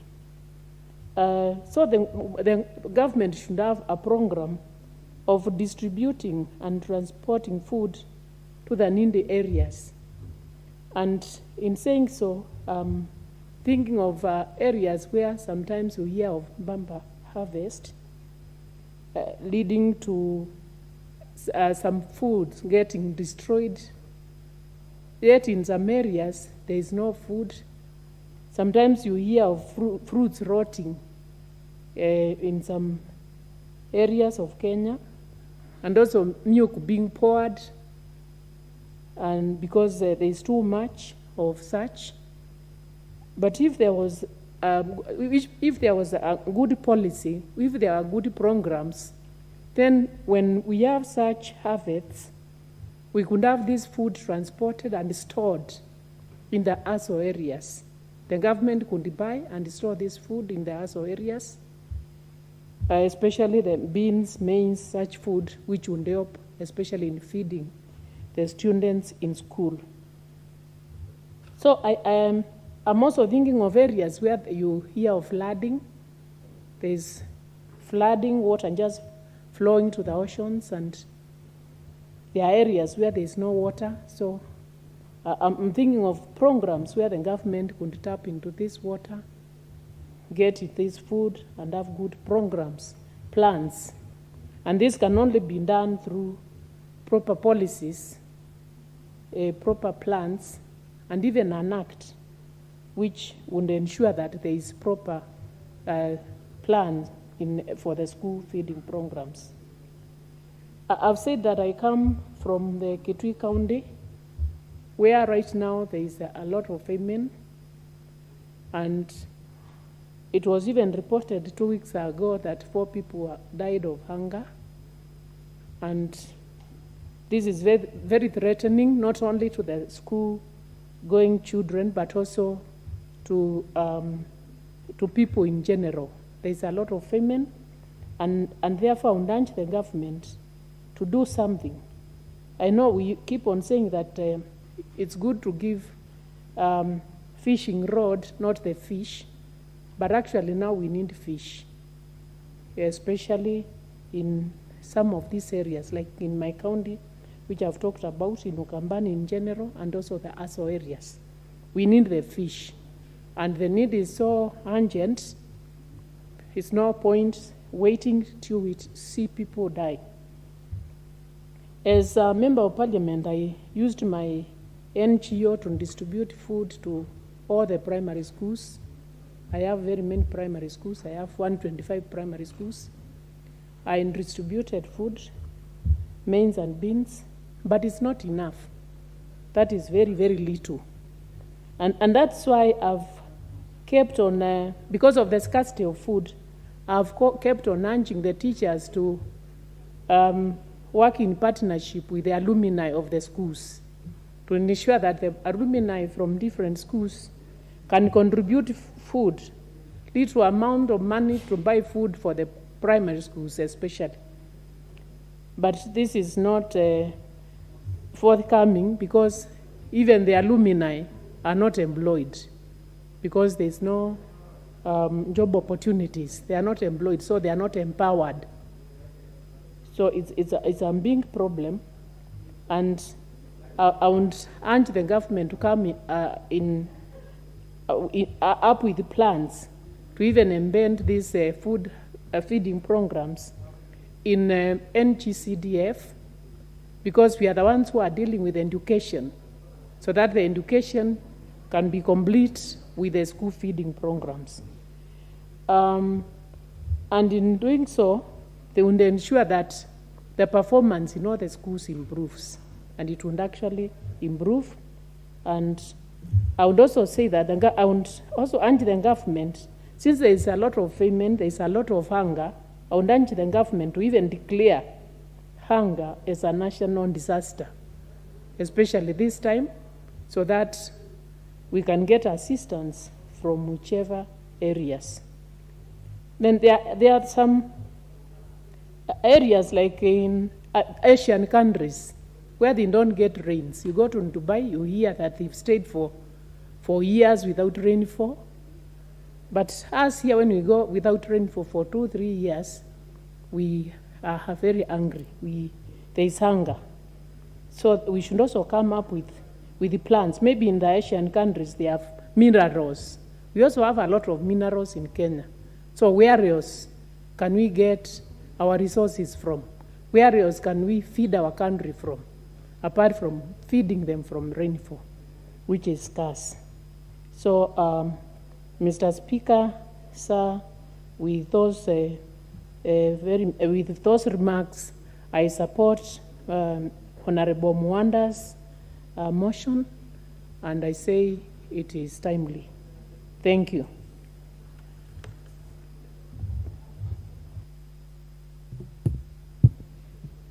Thank you. Next is Honorable Duncan Madenge of Nyerita.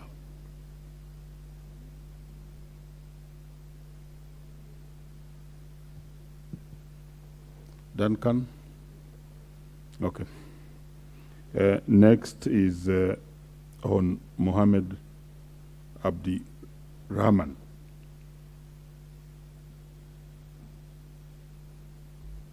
Very well. Then we can have. Thank you. Thank you, Mr. Proceed. Speaker.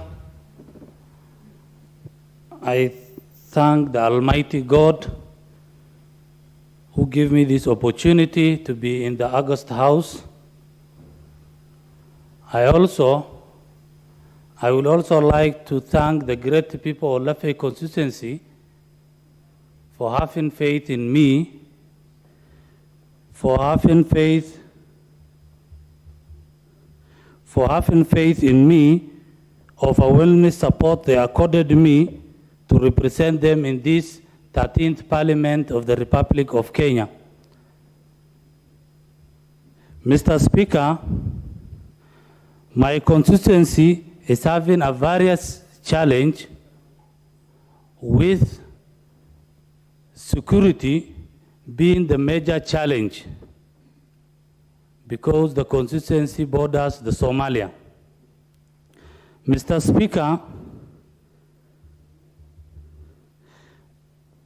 Speaker, just this week, we had a 3-incident terror in my constituency. 3 incidents within a week. The latest being yesterday early morning in a place called Alungu, where they attacked the Safaricom mosque and they injured 1 KBR officer. We are yet to hear from the county and the region security team condemning the terror attack, and also assuring the residents of their safety. Mr. Speaker, we urge the government to move very fast to bring a lasting solution to this security issue. Mr. Speaker, I want also to urge the government to propose to develop a proper welfare for the Kenya Police Reservists, that's KPR, because they are not well paid, they are not insured, and yet they are in a front line for this terror insecurity issue. Mr. Speaker, Lafey constituency, I think it is the only constituency which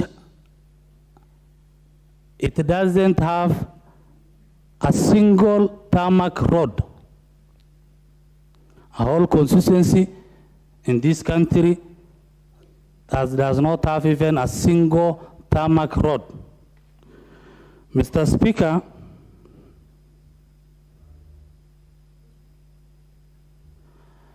the other issue is that there is poor connectivity of electricity because the entire constituency, only the headquarters that has a population of more than 10,000 households, it's only connected with only 200 households. That's how serious it is. And they have connected 197 households just 1 month ago. And when I went to Kenya Power to meter the households, I was told meters are out of stock. So, Mr. Speaker, I come from a very undeveloped constituency.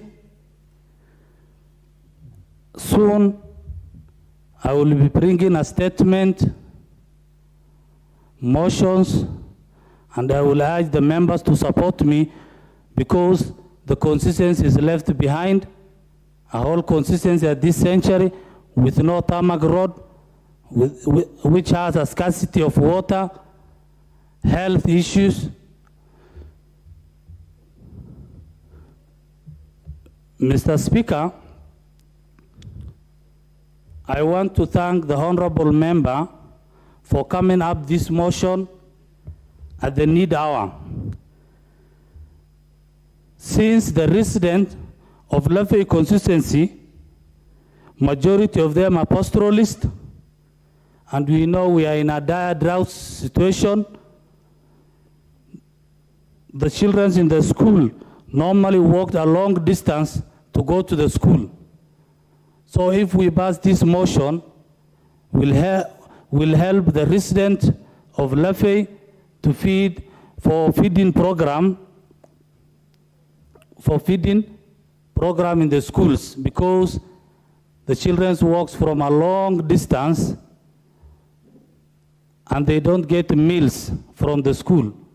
So I am in support of this motion. With those few remarks, thank you, Mr. Speaker, sir. Very well. Next is Gichimu Githinji, Honorable Member, Gichugu Constituency. Thank you, Mr. Speaker. Let me start by appreciating and congratulating the leadership of this House, led by Honorable Moses Masika Wetangula, the Speaker of the National Assembly, the Deputy Speaker, Honorable Boss, all the 6 chairpersons of the Speaker's panel who are also equal to the task, and the leadership of this House, both from the majority and the minority sides. Honorable Speaker, being the first time I'm contributing in this House in the 13th Parliament, let me also take this early opportunity to thank the great people of Geshogo constituency who saw it fit that I should come back in this parliament to represent them for a second consecutive term. And that shows that they have trust and confidence in my leadership. I promise the people of Geshogo that I will not let them down. I will continue serving them in the vigor and the love for every part of Geshogo so that we can take Geshogo forward. And I received overwhelming support from all the 5 wards in Geshogo, that is Karumande, Baragwi, Kabare, Njokeine, and Ngariama. I thank you all. And Mr. Speaker, let me also assure them that there were ongoing projects in Geshogo that I'm continuing to lobby for their completion. We had, or we usually have what we call Musibi, or the belt of Geshogo. That is a 95-kilometer road that I started pushing when I got into parliament. It's already started, it's underway, and I'll continue lobbying for it. So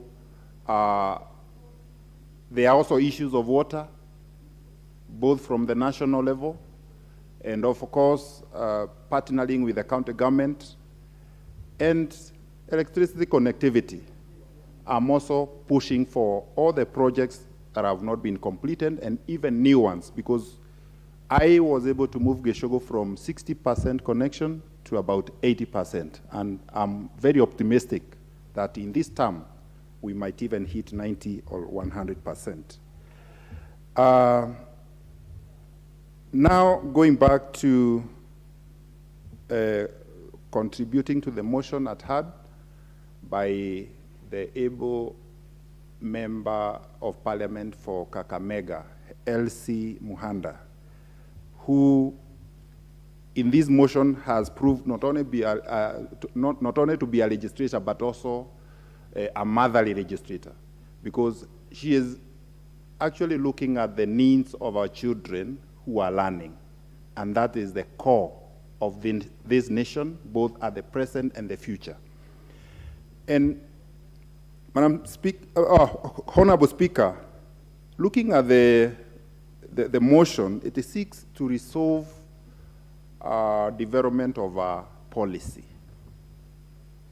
And I would be interested in, after the House resolves, because going by the contributors who have already contributed ahead of me, this motion is receiving overwhelming support from all the members of this House who have already contributed, including myself. I'm supporting it.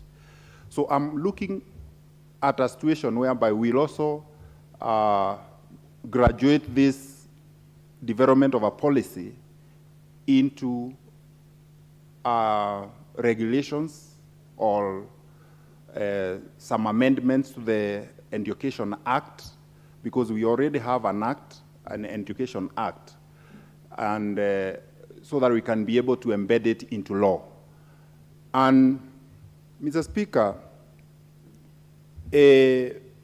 this motion is very timely because it comes at a time when the president of this country, His Excellency William Samoei Ruto, yesterday pronounced himself at a function in Eastlands where he had gone to see the needs of the education sector, that he is committed to doubling the feeding program fund, which is now rests at about 2 billion to about 4 billion. So this is a motion or a program that is already receiving political goodwill. And I believe with the able president that we have, it will be effected and we'll be able to embed it in law, and also aligning it with the other needs that will also come with the other laws that we are trying even to protect under the Constitution, like my colleague and member of Matungulu, member of Parliament for Matungulu, Mr. Honorable Mule, and I have already taken the lead, which is also receiving overwhelming support because it's a common agenda to have the CDF, the National Government Constituent Development Fund, embedded into the Constitution so that busy bodies will never come again and try and distract the funds that are usually helping this country and the children of this country. This motion, if passes and the government puts some funds in its budgetary allocations under the Ministry of Education, can well be tied with the NGCDF as a supplementary component, just like we do in matters of infrastructure. We also do in matters national administration and security, which are under the national government. And I believe Kenyans should not worry because the CDF Act that was declared and the Constitution was the 2013 Act, which actually allowed those funds to be used in any form, including the devolved functions. But in the 2015 amendment, the fund was aligned with the national government functions, to it, education, national government administration, and security. And that is exactly what is being done by the NGCDF. If one were to do a proposal that goes against those lines and matters that are usually devolved, that proposal cannot pass at the board level, at the national level. So if this proposal or this motion goes through, and I'm optimistic it will go through, if there is any fund that will be allocated under the program, I would propose that it be decentralized to the constituency level instead of it being left at the national level. Because if it is left at the national level, then we will be left again to be begging that or there will be scrabble for these resources. So once it is decentralized at the constituency level, every member of parliament knows the needs of each and every child. And again, it should also be capped to the number of the children so that we don't all receive the same amount of money and our needs are different. Because this is funds, or these are funds that you look at individual children, not the area. And also, secondary schools can also benefit out of this program because basic education covers even secondary schools. So that day schools where we've been supporting food programs can also be covered under the program. So, Mr. Speaker, with those many remarks, I do support the motion. Thank you. Very well. Next, Honorable Frederick Ikana, Shinyalo Constituency.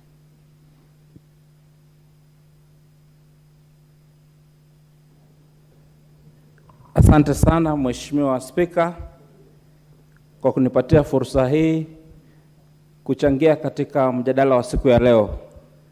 Kabla niunge mkono hoja ya mama yetu Elsie ya malisho kwa watoto wetu shuleni, niruhusu Bwana Spika kumshukuru Mwenyezi Mungu kwa kutuwezesha kufika siku ya leo na pia kupitia yale yote ambayo tulipitia wakati wa kampeni na tukaweza kufaulu na kupata upenyo. Siku ya leo, Mheshimiwa Spika, narudisha shukrani zangu za dhati kwa wananchi wote wa Shinyalu ambao walinipigia kura kwa wingi katika wodi zote 6. Pia ningependa kuwashukuru